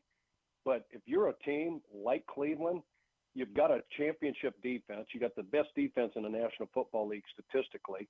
You got an offensive line. You can run the ball. Everything they've overcome. Heck yeah, somebody would be like how many teams can we think of right now would love to have him, not only as their backup, but if the starter goes down, we've got 60 quarterbacks that have played, right? So many guys have gone down this year. Heck yeah, you'd love to have that guy sitting in your quarterback room. He is Chuck Pagano. He is with us here on GCR. Coach, let's get into Sunday. You just said a second ago the Ravens are the best team in the NFL, quote, bar none, unquote. Is that based on, like, the results, say they've earned that, or is that to you that you look at the level of complete football that this Ravens team has played and you're not concerned at this point they genuinely are better, that if they play their brand of football, they should be able to beat anybody they play the rest of the way? Absolutely, because you got to be able to, like, this time of year, you play December, January football, like, pack a defense, right? Pack a run game. Well, they got the best run game, in the National Football League, right, statistically. And that's losing, Keaton Mitchell and other guys. But they can run the ball. They got quarterback that's, MVP quarterback right now. Lamar's playing out of his damn mind, as good as he's played, right, since that 2019 MVP season. Even better from throwing from the pocket. Look at the skill positions around him. Look at the way this defense is playing.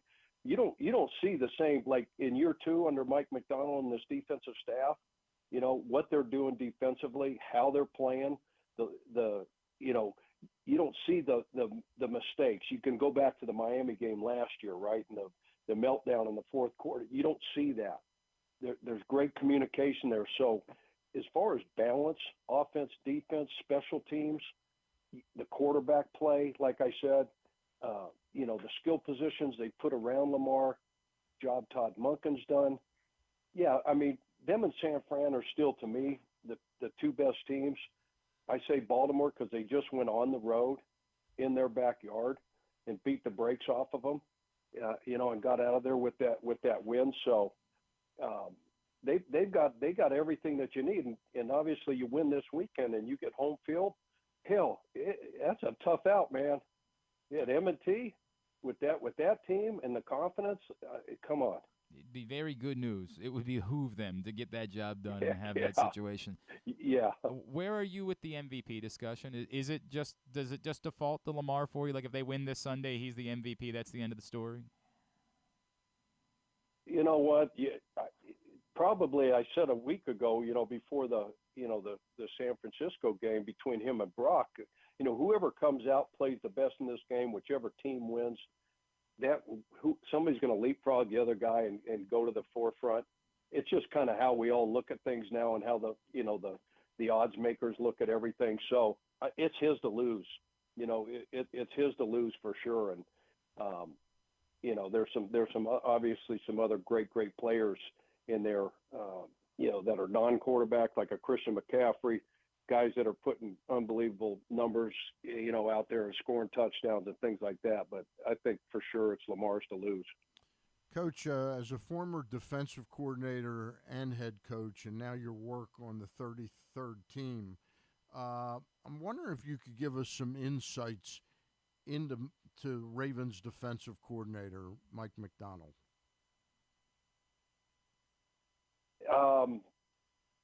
I know, this is a guy obviously that was there, cut his teeth there, spent a lot of time in that organization.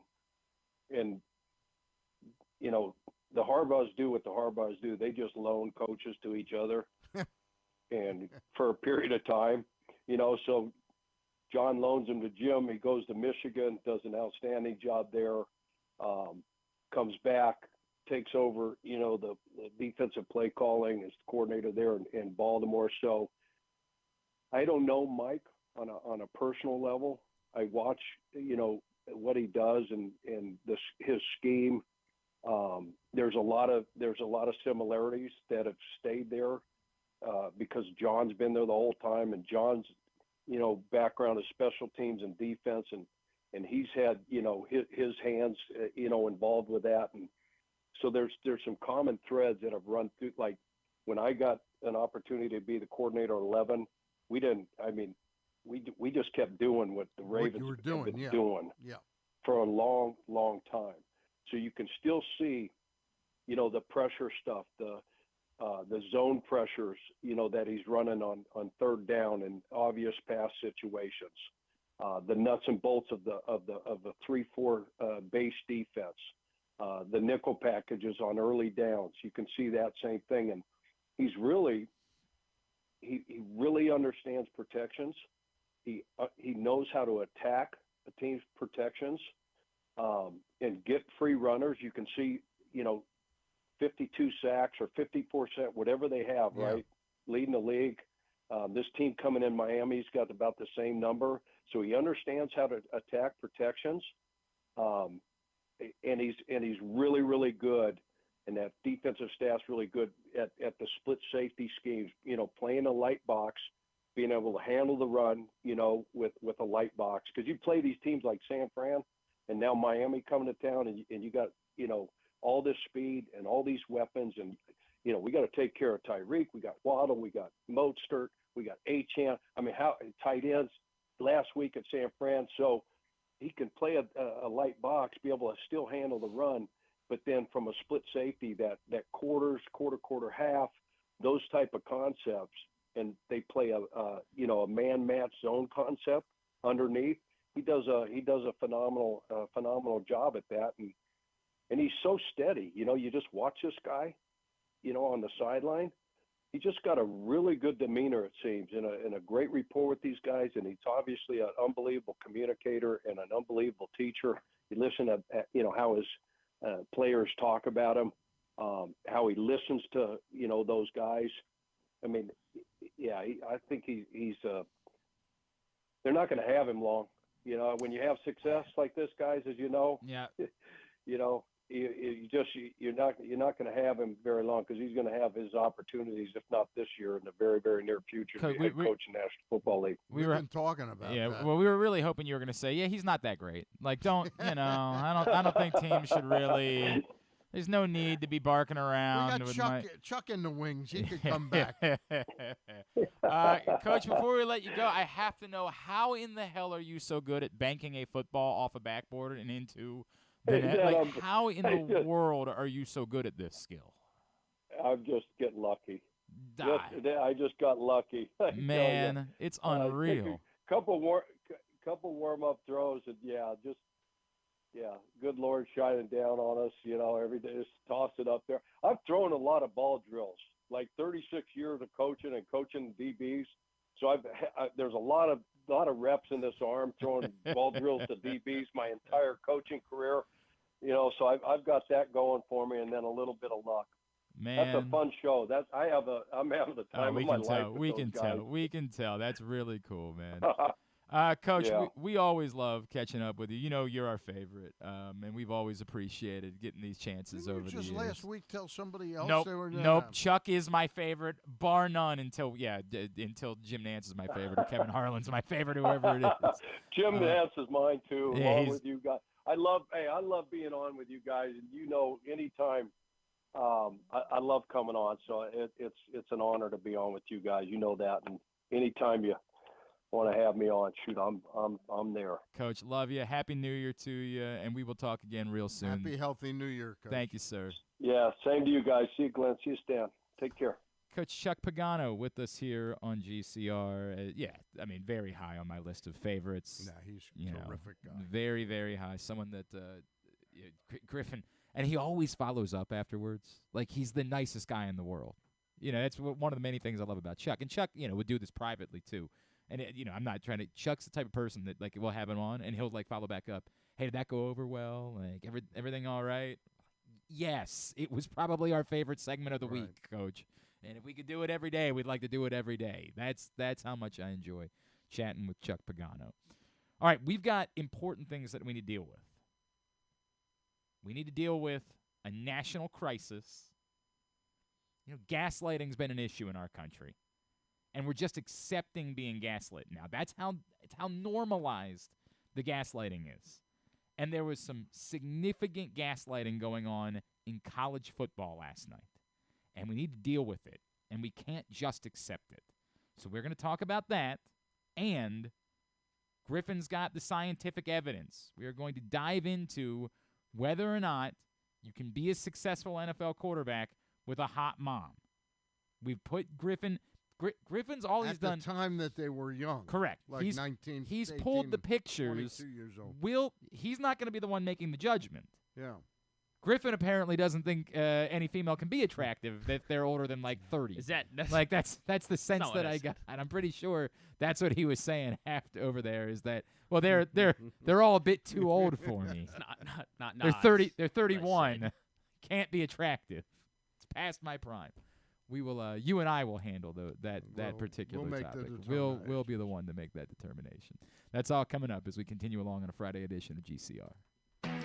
Why bet with the big boys this football season? Instead, try your hand with the local book, Superbook Sports, this fall. Superbook Sports is the book next door. Just a dedicated team of the best odds makers in Las Vegas, making sure you get the best prices and parlays anywhere. And now, Superbook will give you a bonus of up to $250 when you sign up and wager on the same day and use the promo code GlennClark23, GLENNCLARK23. So bet with the best and use the promo code GlennClark23 this football season with Superbook Sports. Visit superbook.com for terms and conditions. Gambling problem? Call 1-800-GAMBLER.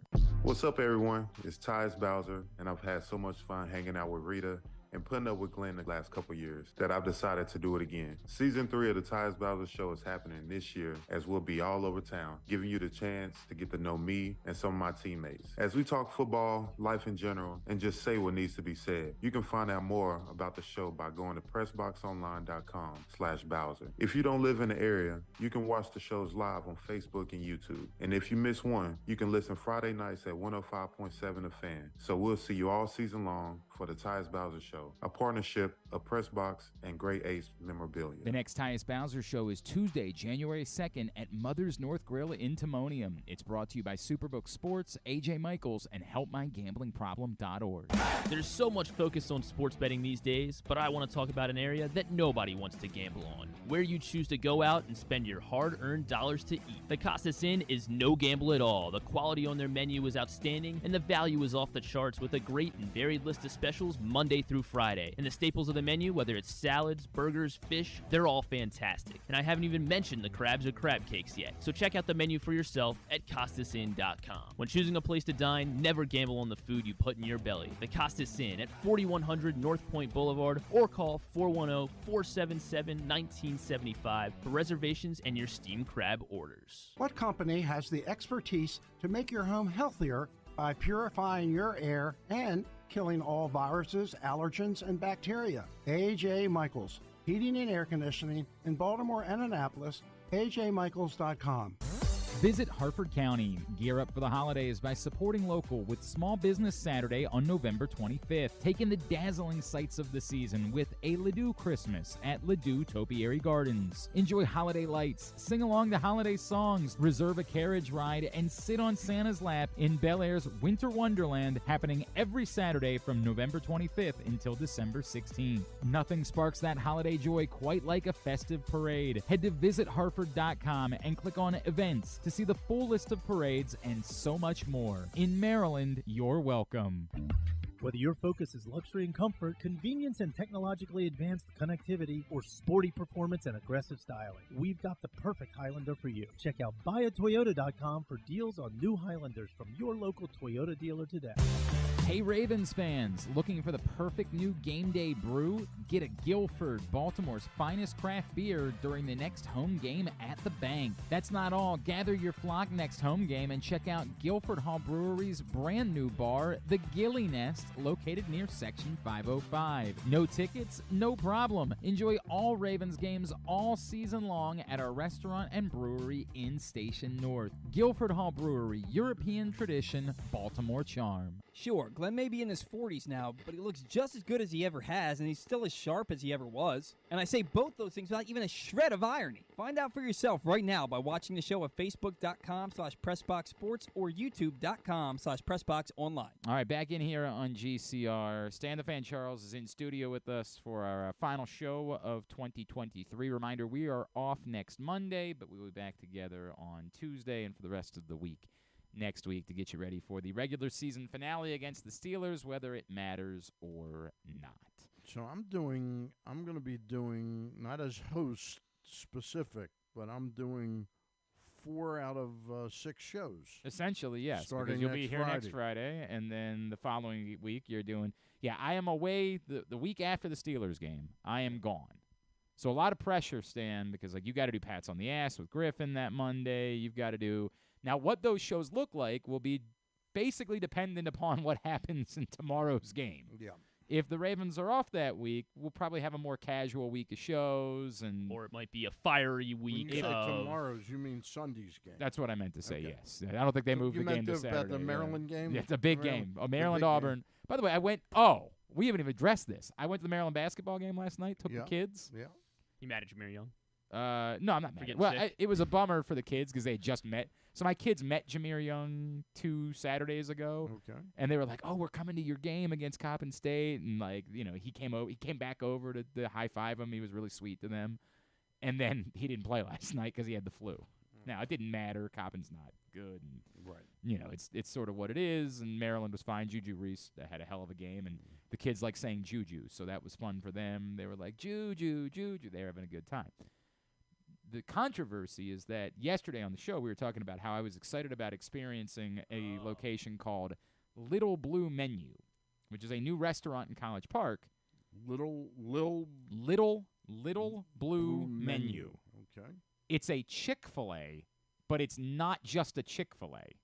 It's a Chick-fil-A, but it also serves burgers and wings and Brussels sprouts, and it's this bizarre sort of concept restaurant that Chick-fil-A has come up with. So I said to myself, you mean it's owned by Chick-fil-A? And they serve all of the same food as a Chick-fil-A inside of it. But then they also have this entire other menu. Less healthy stuff. Well, I don't know if it's any. I think it's about as unhealthy as some of the things that are on the Chick-fil-A menu. Yeah.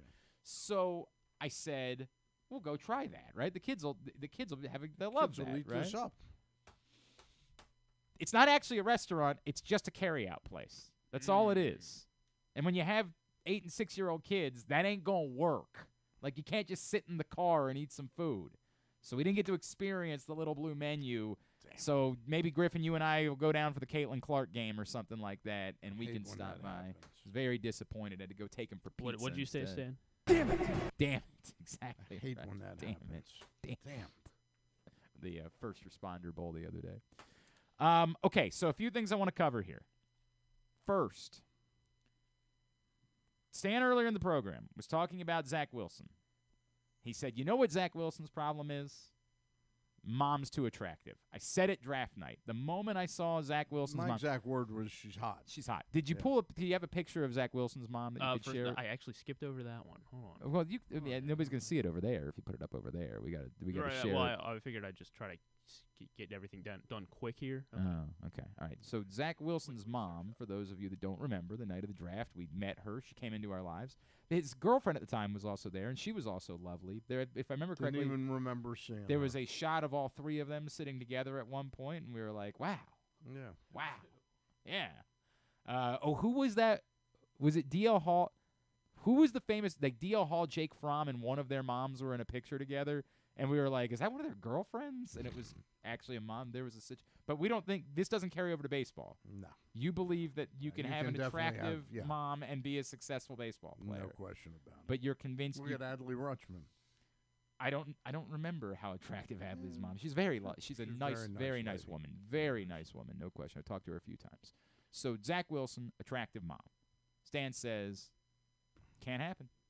You can't succeed as an NFL quarterback if you've got a hot mom. I state my case. I rest my case. Just the way it goes. Zach Wilson. And I said back, well, I haven't really spent any time thinking about that particular topic. There's Zach Wilson's mom. She's very attractive. There's no question about that. Lovely, lovely woman. Yeah. So we tasked Griffin. Father's a handsome man too. I don't remember that, but I'll believe you. I'm just looking at the picture. Oh, I thought that was Zach Wilson. Was that Zach Wilson? I thought that was Zach Wilson in that picture, not I don't his have dad. it right in front of me. Yeah. I'm tilting. Okay. So we tasked Griffin. We said, well, let's find out if this is real or not. Like, Stan has a theory. Let's try to get to the bottom of it. Can you be a successful NFL quarterback if you have an attractive mom? So we're going to go the opposite. We're not going to we couldn't find just the hottest moms, and then we had to go, let's take successful quarterbacks, correct? That's what you did here? Basically. Yeah. take some successful quarterbacks. Now, we suggested you go with the young quarterbacks currently in the NFL because it would give us the most likely picture of an attractive today mom. Well, you didn't want to see Johnny and Ines' I didn't mom. think that would have been the best way for us to go about judging the hot moms. I just didn't think that was the best way to do this if we tried to pull up, like, Y.A. Tittle's mother. I didn't. By the way, maybe she was a smoke show. Maybe she was gorgeous. I don't know. But we went with younger. Sonny for the Jurgensen. most part, I mean, yeah, I sprinkled in. We'll see. We're going to start with, obviously, the greatest quarterback of all time. Yeah. Who? Joe Flacco? Yeah. So This is not a good example. Joe Flacco, of course, was drafted in 2008, so not exactly the perfect example of whether or not there's Joe Flacco's mom. Miss Flacco, yeah. You know, she's lovely. She's not lovely. hot. She's She's a lovely. wonderful She's woman. lovely, but wonderful woman, a great mother. Not hot. She's lovely, is Not what hot. I would say. She's a lovely person, but I think Stan's right. I think that Here we this. go. So this was recent. This is Will Levis. Uh-oh. There's nothing. fine. Oh, there we go. Yeah. All right. Which one? Which one? Yeah, Jeez, there's a lot of women on that. One on the directly to his right. To his right Can you directly. give us Yeah, that yeah. larger look at that if you don't mind, just so that we can get a better sense? Because I think what I saw would indeed make it 0 for 2.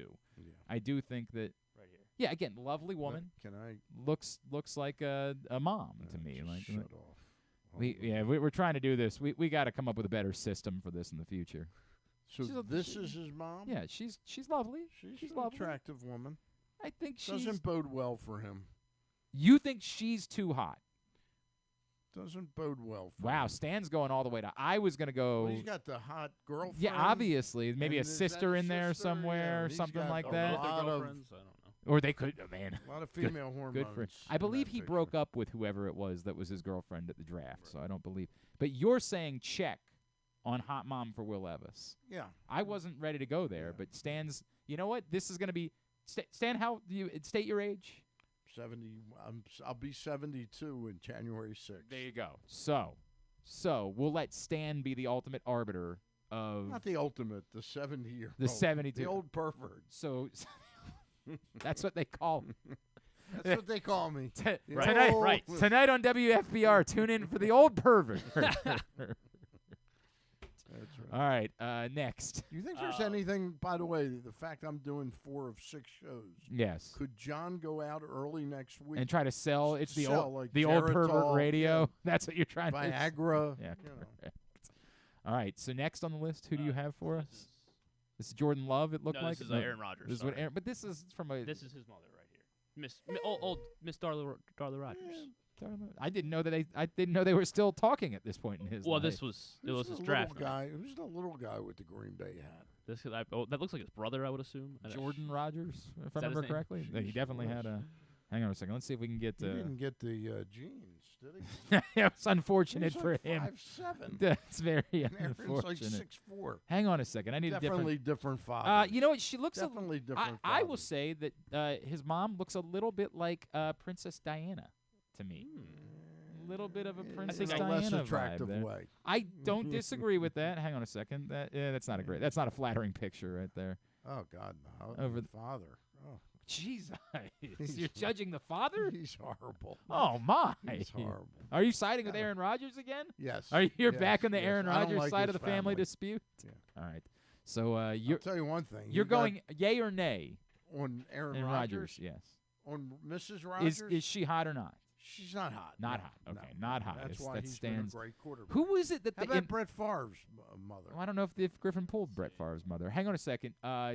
What was the episode of The Office where they did an entire Oh, the Hillary Swank. Hillary Swank? Is she hot or not? Like they did an entire I episode don't based around the remember that premise of whether or not Hillary Swank was hot. It was one of the better episodes She of worked The with Office. Josh one time. And what did they do together? What did thing when Josh played an astronaut and she was Oh, an right. astronaut? Yeah. What the hell was that called? Away, Yes. Away. Yes. I forgot. I totally forgot about that one. All right. We're judging. You want to go ahead and go with whatever you have next? Yeah, sure. It was called Away. Good call. This is Matt Ryan. This is his mom one. Matt Ryan. Of course. Right there. It's not a very with the hat on. It's hard to tell. I can't really get a definitive answer. I don't get about a hotness about her. Hang on a second. Bernice. Well, her name's Bernice. Let's be honest. What are the chances? You know what? I'm looking again with Aaron Rodgers. The same thing going on in his family. All the brothers are a full foot shorter. They're like a full foot shorter. Hang on, I'm trying to. I wonder if there was some hanky panky going on. What? What does that mean? You think there was another father involved? Is what you're trying to suggest? I'm just saying. All right, here's another without a hat on. No, this is definitive. I think we can say definitively not hot. So you make a good point. So far. Also, by the way, do we know yet if Will Levis is even a good quarterback? Maybe this actually helps Stan's point because he thought Will Levis's mom is hot. Yeah. That all the other quarterbacks are better. It's sort of the die has been cast. Yeah, the die's been cast. I get it. Brett Favre obviously has the famous draft night photo. Right, but where is his mom? Is that his mom back there? Yeah. Who's this? Hard now? to tell. This is who? Brett Favre. And I guess which one's Mrs. his mom? Benita Favre is Where is Brett she? Favre's mom. Back with the hair. That explains everything. Oh, you think she's sitting down? This I thought woman she right might have been there? this one with the hair back here. I thought that might have been Benita Favre. I think that's a child, Stan. Where? Where's he looking at? You're looking between. He's looking back there. No, there's no chance that that's him. That's her. Wait a minute. This is not her. So where that is that was who you just pointed to. Yes. right there? Yes. That's Definitely Benita Favre. explains his success. It's not hot. Yeah. That's what Stan's trying to say there. All right, not hot. Next, who else did we prepare this morning? Here we go. Here's recent for you. Recent? Who is that? Mrs. Herbert. No, Justin Herbert's mom. Now, Justin Herbert. Oh. Justin Herbert's mom's very attractive. Younger than Justin Herbert. Justin Herbert's mom is a lovely woman. This might she's rip apart your theory. But she's cute. Who's she's cute? She's not hot. What do you mean she's not hot? What are you talking about? Man, if this or it just means Justin Herbert's not a good quarterback. Well, it could be one or the other, but that is a very How many coaches has woman. Herbert gotten fired now? Just one. Two. Wait, Anthony Lynn. Oh, I guess we're okay. Technically, all right. he's gotten 2 coaches. I guess that's true. So maybe he's just I can't. You're trying to say that Justin Herbert's mom isn't hot. Come on. What are we doing here? No. What are we doing? Look at this. She's cute. That's an attractive Holly mom. Herbert. Yeah, Holly Herbert. The whole package, the name. What, you don't Holly like Herbert. You got a problem with the alliteration? Is that what the issue is? Man, Stan and I separate significantly on Holly Herbert. I think Holly Herbert is a very attractive woman. I don't know what's going on with Stan over here. So in your opinion, Justin Herbert's a great quarterback. I do think he's a good quarterback, and I think he's Mrs. Tungavailoa. Mrs. Tungavailoa. I've never seen Mrs. Tungavailoa before. That's Mrs. Tungavailoa. She looks young. Well, this is back when 201 or back. This was during the Heisman. Easy. This was back in 2019 or 2020. I have met Mrs. Tungavailoa, lovely woman, very, very kind, very nice woman, and I think we just move on to the next one, please. Let's just move on to the next one, please. Yes, definitely Leah's mom as well. Let's move on to the next one. I think he's got a hell of a chance to make. Let's the move NFL on now. to the next one. Here's Mrs. Manning coming up. Olivia Manning, and that was from when Eli. That was drafted. for that, yeah. So yeah, explains a got a lot. very Produced 2 Hall of Famers, right? Yeah, she got a very explains a sour lot. look on her face. Explains a lot. Yeah. We're not saying these are unattractive women. No. Then what are you saying? We're saying there's hot. Like if you're in the upper echelon of the most attractive women, Stan's theory is you can't produce a successful NFL quarterback spawn, but you have to be in the top rung of that. Is what it doesn't mean that a quarterback whose mom's not hot can't father a great quarterback. Wow, we got a lot of questions about this. Now, who is this? This is Josh Allen at his pro day. So Mrs. Allen on the left. She seems lovely. I don't know about hot, but she's lovely. She's a lovely woman. Kind of has a who am I thinking of? Michelle Tafoya a little bit, or Linda Cohn? Maybe a little bit of a Linda Cohn going on there. Attractive woman, not really. You're not putting her in the upper echelon. Levon Allen. That's Levon Allen is Josh Allen's mom. All right, any more? Yeah, I do. All right, we can fly through this. Yeah, maybe. I don't know. We got to come up with a better. I just have a question. What would Griffin be doing if he hadn't been doing all this research? This is the important part of his day, no question about it. This is the most important part. There's really almost nothing else we're going to ask him. The spontaneous correct. Research. Frankly, this is the end of the day for him. Oh, you've got Patrick Mahomes? Yes. Miss Mahomes to his left. No, to his right. Sorry, our left, his our stage left. right. That's his mom. She seems lovely. She seems very pretty. What's the name of Mrs. Mahomes? Patrick Mahomes? Or I don't know. Randy with an I. And right? this is Pat, the father, Pat Mahomes, the Senior, baseball player. Yeah. Yes. Senior. Correct. Randy. Young Jackson Mahomes. Yeah, I'm good with that. I'm good with that. No. What do we think about Jackson Mahomes? Here's my point. The chances of Mahomes having offspring that are good quarterbacks very high, very high. But so you're saying because you don't think his wife is attractive? That's exactly what really. I'm saying.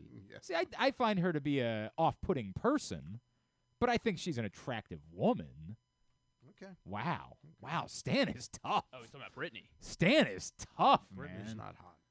She is as a person. I find out. So his son, if he has a son, he's going to be a hell of a quarterback. Be a Hall of Famer. We're learning a lot today. And I couldn't find a great picture of Joe Mrs. Burrow's Burrow. mother. Joe Burrow mom. Yeah, Hang on a second. Joe Burrow mom. Yeah, she's not quite hot. So this checks out still. Yeah, you're still feeling good about your theory. Burrow's very good. Robin, the only one that's a little different is Mahomes' mom is fairly hot, but he's a unique talent. You are. Oh, this is quite a picture. Hang on a second. Look at this is another picture of Joe Burrow's mom. I don't know if that doesn't sway in any way. All right, very good. No.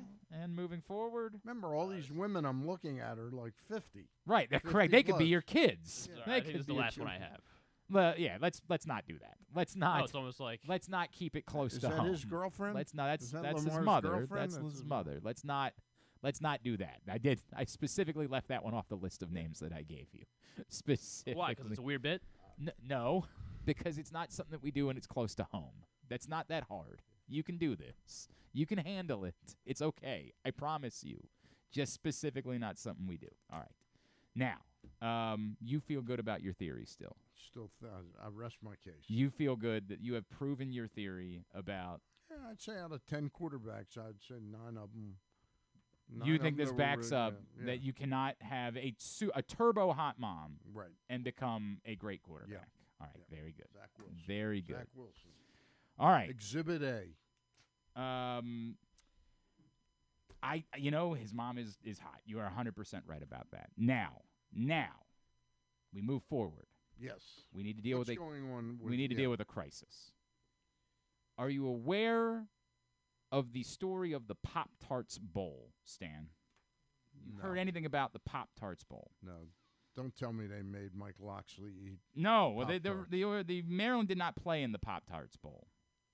Maryland's, of course, playing in the Music City Bowl. Last night, the Pop-Tarts Bowl was played between Kansas State and NC State, and apparently Kansas State won. Nobody cares about that part of it. I do, because I bet on NC State. That's a big mistake on your part. I had a bet on Kansas State. No, look at you. Did you bet through Superbook using the code StanCharles23, and did you receive up to $250 on a same-day first bet match when you did it? Because you've already used that. Yeah. You've already received it. I understand that. All right, so that was the sideshow last night, was the football game. The story of the game was that they had announced ahead of time that the Pop-Tarts Bowl would feature an edible mascot. Now, that seems bizarre, right? Yeah. That seems pretty weird. And they got an awful lot of play by making that announcement, because every single one of us dopes said to ourselves, well, what the hell is this edible mascot going to be? How is this going to... What? I don't know what you got going over there. That was the end of the Pop-Tart. Oh, you're going to pull up the video. Yeah, okay. I'm going to play it on mute. Okay, all right. So everybody for weeks has been wondering, how is this going to work? Mm-hmm. How are they going to pull this off? To your point, of course, the Mayo Bowl has the dumping of the mayo. We've seen other things over the years. The Fiesta Bowl, when it was sponsored by Tostitos, you dump chips. Like, they've tried to do these things over the years. So we were all intrigued. How are they going to pull off edible mascot? Because what you wanted to see was the winning coach go over and take a big bite right out of the mascot, right? Like, that's what we were all this is going to be wild to see. So we get to yesterday, and we have the Pop-Tarts Bowl, and Kansas State wins. And they pull all the players together, and here we're going to have the big moment. Because we saw this video courtesy of ESPN, of Thank course. you. We saw the mascot earlier in the day. I'm looking at it. And the mascot, to me, did not appear to be in any ways edible. Like, as I was looking at the mascot, I said, I mean, I guess anything's edible if you put your mind to it. I mean, it definitely looks more edible than any other mascot you're seen. not looking at you're looking at what they did. I'm saying the actual person, the mascot person that was walking around during the game, that's definitely a man in a plastic costume. That's not no question about That's it. all that is. Right.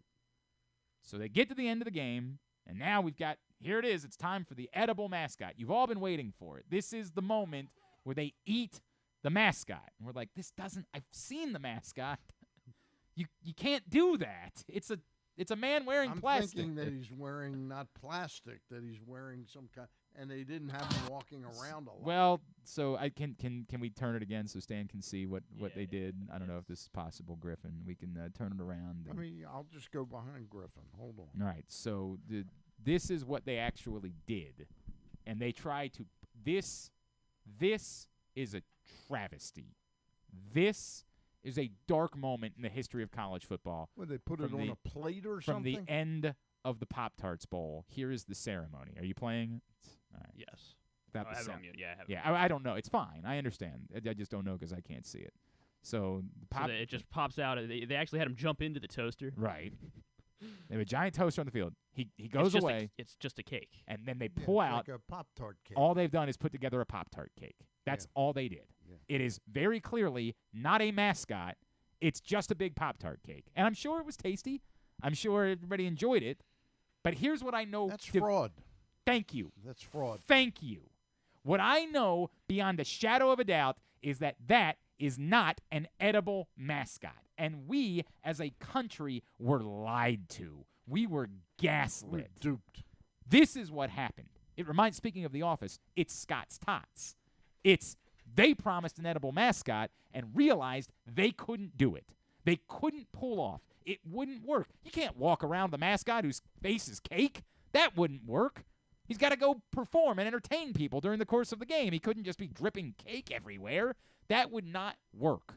So they had to lie. They resorted to lying. They lied. It's a fraud. Class action lawsuit that needs to come up because of this. Sam and Clark.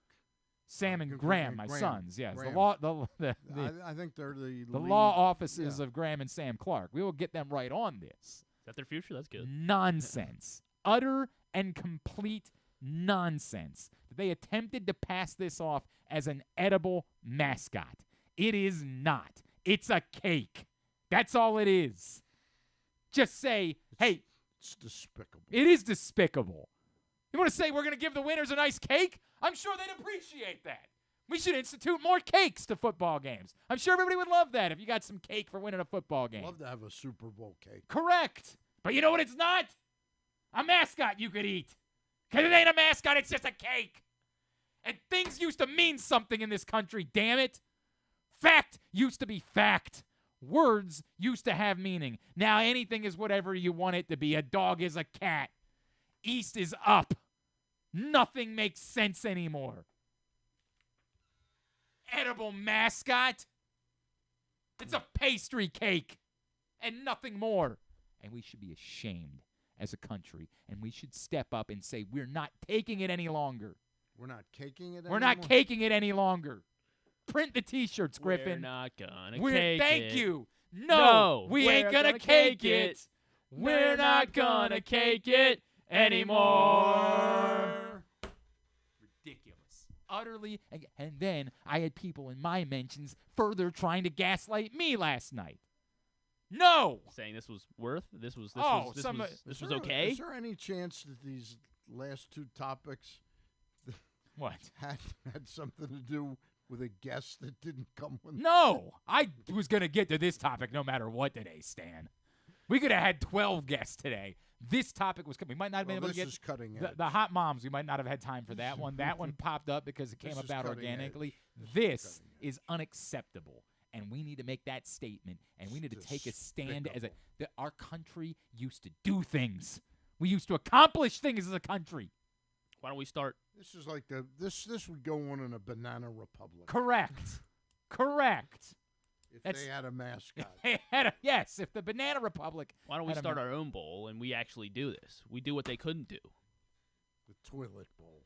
No, I don't want an edible toilet. Yeah, we do a toilet bowl. It's the 2 worst teams in Division 1. So if you go 0-12, you get invited to our bowl game. But what would be the edible part of the mascot? I don't know, whatever we want. No, you got to think this out more. Well, it's the toilet bowl, so I guess you don't want to eat anything in the bathroom. Yeah, that's the problem. We gotta find. By the way, there's separate chicks. There's a serious controversy in the Clark household too that we're dealing with. Because someone didn't flush? No, that's unrelated. The boys were asking me about because they were trying to grasp the fact that not all teams are named after animals, right? So they're like, so what's the mascot? What is the Miami Heat? We're talking about football specifically. Okay. So I'm trying to attempt to explain Steely McBeam to them, who's of course famously the Steelers mascot, and they're struggling with it, right? They got the idea of like the Chargers mascot being a lightning bolt, but they were still struggling with Steely McBeam. 49er, the minor. The 49er, the minor. They brought up the Jets. They said, what's the Jets mascot? Now, quickly, I'm thinking to myself, do the Jets even have a mascot? And then I remembered Fireman Ed, right? Who's clearly not their mascot. He's not a mascot. But he kind of became sort of like a by the way, He's like Wild Bill Hagee. Sort of like that, but they don't have a mascot, so he became all the more important. Right. And my sons cannot understand why they don't get he should be a pilot. Why would he be a fireman? That makes no sense. They're called the Jets. They're in the New York. It's all they've talked about all week. Every time they see a new person, I think they got a good they future. say, they have a future in. Why is he a fireman? They're not called the New York Firemen. They're called the New York Jets. He should be a pilot. They bring it up to strangers. They'll walk up to somebody on the street and they'll say, why? Do you understand that the guy from the Jets calls himself Fireman Ed? Why? Why?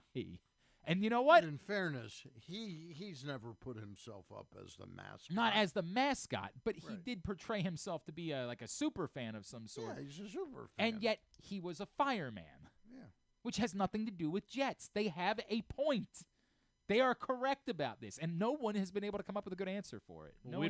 My father attempted to have a conversation about 9/11 and the heroes of 9/11, and they're just it's way over. They're like, what? How do we explain? It's Jets. We explain Captain Defense. But we have a mascot. Yeah, the Jets don't have a mascot. Gotcha. Their point is the Jets should just have a man dress up as a pilot. And then nobody would associate with Fireman Ed anymore. We would all associate the mascot of the Jets, logically, a guy that flies a jet. That checks out. They're right about this. This is not dissimilar to edible mascot situation. They are correct. They have a serious point that we haven't been able to get to the bottom of. All right, we'll save.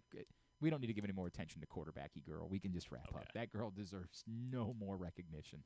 That offered nothing to society. All right, let's get a tidbit. Tidbit of the day is brought to you today by your local Toyota dealer and buyatoyota.com. The Toyota Tacoma comes in a range of models and trim lines, so you can choose the perfect Tacoma to reflect your unique personality and driving habits. Check out buyatoyota.com for deals on new Tacomas from your local Toyota dealer today. So last night, Rich Eisen. This one comes from Rich Eisen. There are 2 coaches in Cleveland Browns history that have had multiple 11-win seasons. Of course, Kevin Stefanski after last night, and the other, Marty Schottenheimer. Not Marty Schottenheimer. Paul Brown.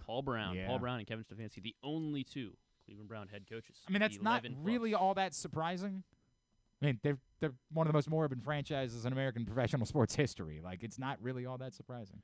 And then so Mike Evans, we talked about Baker Mayfield potentially talking about value to one's team. Well, with Sal people that missed it yesterday. So Sal Paolantonio, Stan, told us that if he had an MVP vote, he doesn't. Lamar Jackson would be his MVP. Then he said, number 2 on my list would be. Why don't you guess? Yeah. Who would his second MVP? If he voted it out, you had to go your top 5. Christian McCaffrey. It would not be Christian McCaffrey. And it wouldn't be Brock Purdy. Wouldn't be Brock Purdy. Jalen Hurts. Wouldn't be Jalen Hurts. Joe Flacco. Would not go to Joe Flacco. Maybe he should. I might give Stan 10 guesses, and he might still not get it. He's 4 down. Zach Wilson. Not Zach Wilson. Not Aaron Rodgers. Not Aaron Rodgers, of course. Kirk Cousins. Not Kirk Cousins. Who would it be? Baker Mayfield would be his second vote for MVP. It was very interesting. Go ahead, Griffin. I should have known because you've been bashing him, and I sort of I haven't been bashing him. Yeah, you said you during our pick segment. So maybe you can make the argument Mike Evans maybe should be considered I think more than him. Mike Evans, who, by the way, has 13 receiving touchdowns this year, who has been I am starting to come around. All 13? Thank you. I'm starting to come around on the idea that Mike Evans might be the most underappreciated receiver.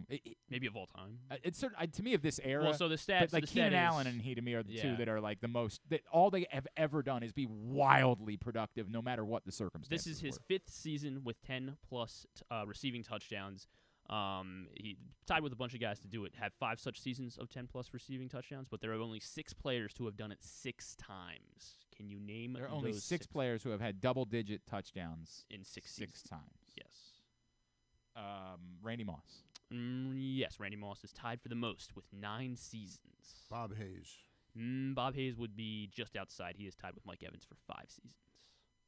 Jerry Rice. Jerry Rice tied with Randy Moss. They have the most all-time, 9 such seasons for both Randy Moss and Jerry Rice. And what's the other guy's name? The crazy guy. Terrell Owens. Terrell Owens. 8 such seasons for Terrell Owens. Larry Fitzgerald. Larry Fitzgerald is just outside. He has 5, tied with Mike Evans. How about Harold Carmichael? Not Harold Carmichael. Chris Carter. Chris Carter, yes. 6 such seasons for Chris Carter of double-digit receiving. So how many touchdowns. are we missing? We are missing 1, 2, missing 2. 2. Bobby Mitchell. Not Bobby Mitchell. It feels like they have to be more modern. Yeah, both of these two, yes. The way that the football changed. Games, yeah. Good point. Isaac Bruce. Not Isaac Bruce. What's the guy who played the tall guy from the Lions? Calvin Johnson. Not Calvin Johnson. He didn't play enough. Yeah, I don't think. He had played 4 seasons for Calvin Johnson. Marvin Harrison. Yes, Marvin Harrison. 8 seasons tied with T.O. of double-digit touchdowns. He's got 18. 8, 0, 8, yeah. Okay. And Andre Johnson? Not Andre Johnson. Torrey Holt? Not Torrey Holt. Reggie Wayne? Not Reggie Wayne. Is he a cowboy? Not a cowboy. Julio Jones? Not Julio. Not dominant enough for long enough. Not Julio. Roddy White? Not Roddy White. The way White. that you said that made me think like you were trying to He like. is still active. He is still active. Still active. Still active. Still active, and has had 6 seasons of double-digit touchdowns. I'm gonna feel silly about. I feel like I have to feel silly about this. No, not Adam Thielen. He's had 6 seasons of double-digit touchdowns.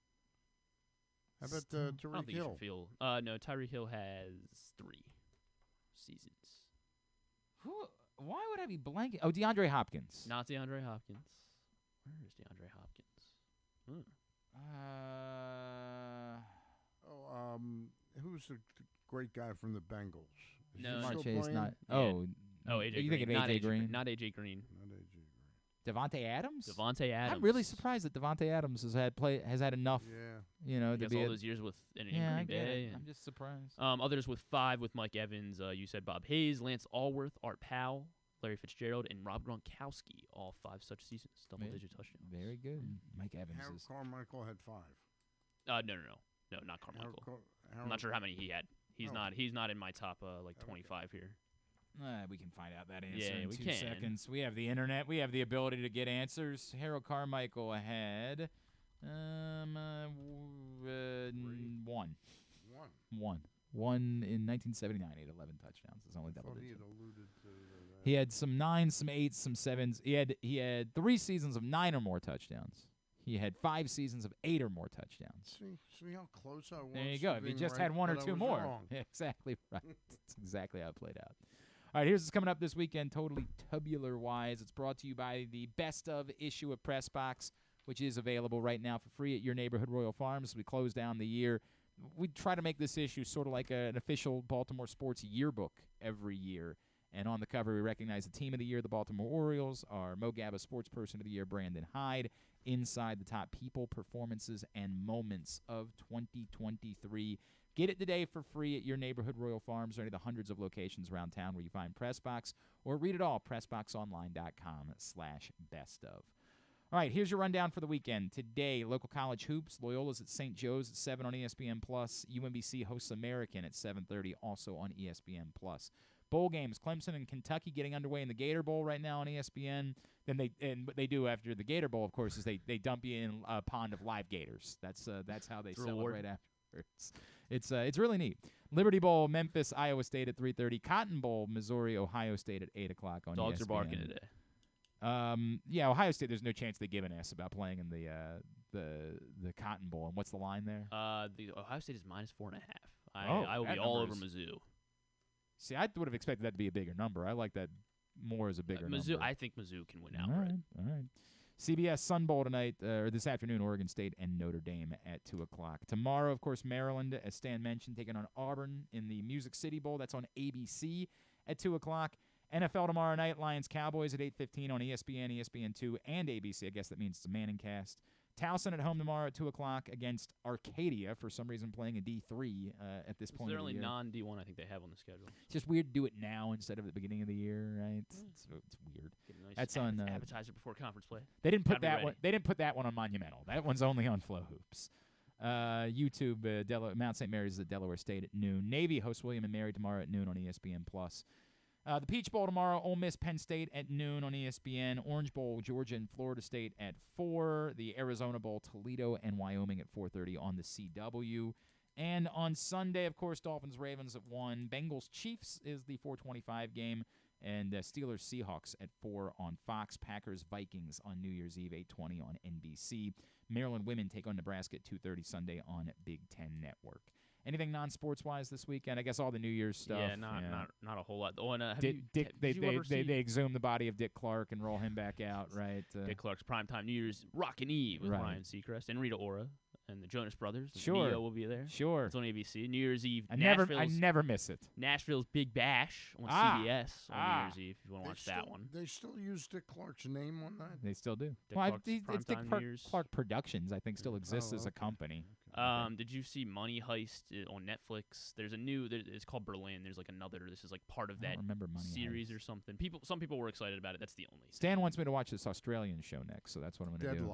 Deadlock with an H. Tomorrow night on HBO, there's a Time Bomb Y2K documentary about how everybody thought the world was going to end. Yeah. God, what a time that was. Oh, I've told this story a couple times. The most uncomfortable I've ever been. There was a girl that I liked, and her friend invited us to her boyfriend's house. So I would have been 17 at the time. So I still would have been in high school. And her friend's boyfriend's mom, we were down in the basement. Like, we had our own party going on there. Called all of us up out of the basement at like 11:40 and said, we need to pray. Because the mom was convinced that the world was ending. Did you think it was going to end? No, not for a second. Did any 17-year-olds think it was going to end? No, and I'm pretty sure at the time we had even like the news media had gathered that like whatever this bug was that everybody was worried about, like we had gotten a hold of it. At worst, like the ATM machines might not work for a day. Like that was the worst. And by the way, even that didn't happen. At 12, did she wheel out a cake? No, there was no cake. And I would have accepted that at that point. I swear, we all sat there like she started praying. And we're all like looking around like, what the F do we do? If the world was going to end, what good would the praying? I'm not sure it would have helped anything. You're right. I was like, do we entertain this? Do we like continue the charade, or do we just like as she's praying, we all kind of like sneak back downstairs and continue what it is that we were doing before? It was quite the night of my life. I, by the way, promised my 8-year-old son he's allowed to try to stay up till midnight on Sunday night for the first time in his life. Let's go. That would be Graham. Zero chance. None. No chance. He's got it. No. My money's on the over. He's actually this week been like trying to read. He's never done it before. He's never made it to midnight. In his life or in New Year's? In his life, he's never made it to midnight. The longest he's ever made it I'll take the under. 11. He did push it to 11 one night. I'll hammer the under. But that was with some friends over. This is your oldest. My oldest son, 8 years old. He'll be 9 in February, for what it's worth. So he's an old 8. I said, you're allowed to stay up. I told him. In fact, I said he's third grade. Is he excited about the prospect? Oh, he's been talking about it all week. All right, well, he's so confident that he's going to make it. He's getting up for a big game, you know. But understand, nobody's coming up. The friends that we have coming over have younger kids, so they will have departed. We're doing like a fake midnight at 7 with their kids, so everybody else will have left. Absolutely zero chance, because I'm not going to like tell my 6-year-old he's not allowed to, but that's not. We don't have to worry about that. He is not making it till midnight. So that's not happening. So it's at midnight. Oh, Mrs. Clark will be in bed by 9:30 at the latest. Okay. At the latest, she'll be in bed by. So then. the only sort reason of a great gift for your son. Yes. On his 9th birthday. Yeah. One of those greetings that people. I thought do, you were going to say a Pop-Tart like cake. George Santos would do. A Okay, greeting. yeah, a cameo. How about Fireman Ed? Getting. Oh man. I got to look into that. It's not a bad idea, Stan. Not Unreal. a bad idea. Yeah, right. Try to get him to Hey, explain himself. It's Fireman Ed. I'm the mascot of here's the Jets. Here's the reason why it makes sense, but I'm landing now. Really disturbed by it. No chance. So what you want to set it? If I set the time? Oh, now I said 11:15 is the time. Everyone's gonna be out It'll of the just house by before 9. It will be me. My wife will be asleep. My wife will be asleep. She doesn't care about it. I'm not saying she doesn't care about it. She'll wake up shortly after, I mean, she'll fall asleep at 10. Mrs. Clark does request that at midnight I come in and give her a kiss. Right. She still requests that. I don't know why she cares. Like, we could kiss tomorrow. It'll be the same thing. She still requests it. And then my 8-year-old and my 6-year-old will have passed out somewhere around like 9:15. Somewhere around there, he'll pass out. Now, there's a chance he wakes back up. But that doesn't count to me. Waking back up for midnight.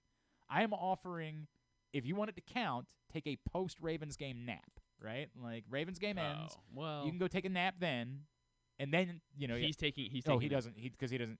I don't need naps. No, he won't take a nap. He won't do it. He won't take a nap. Okay, so he's going to be trying to go straight from wherever he gets up. He wants to push from whatever it is, 8 in the morning till midnight. No chance. Oh, yeah. 0. Okay. No, All right. Yeah, not going to happen. I'm also. We're giving him a shot at it. So we're not setting it at midnight. We're setting No, 11:15 is the number I'm going to set it at.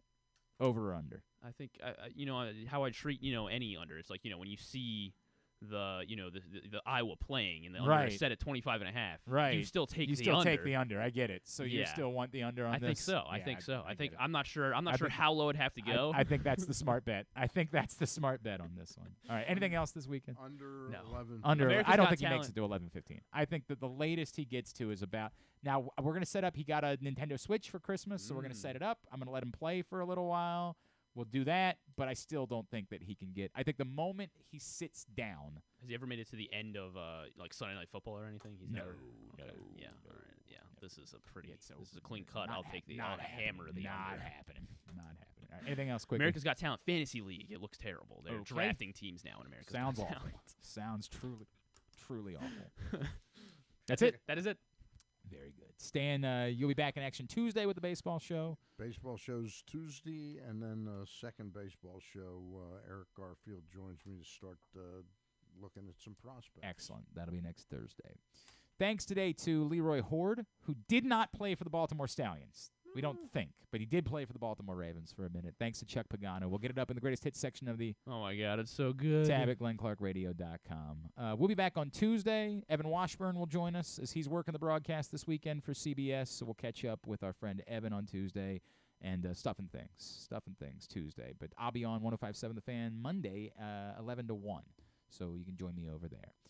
Thanks to everybody at PressBox, all of our great sponsors and partners, including Live Casino and Hotel, Mother's North Grill, A.J. Michaels, Guilford Hall Brewery, Royal Farms, Costa Sin, Superbook Sports, Harford County, your local Toyota dealer, buyatoyota.com. Thanks to Griffin at Griffin_Bass.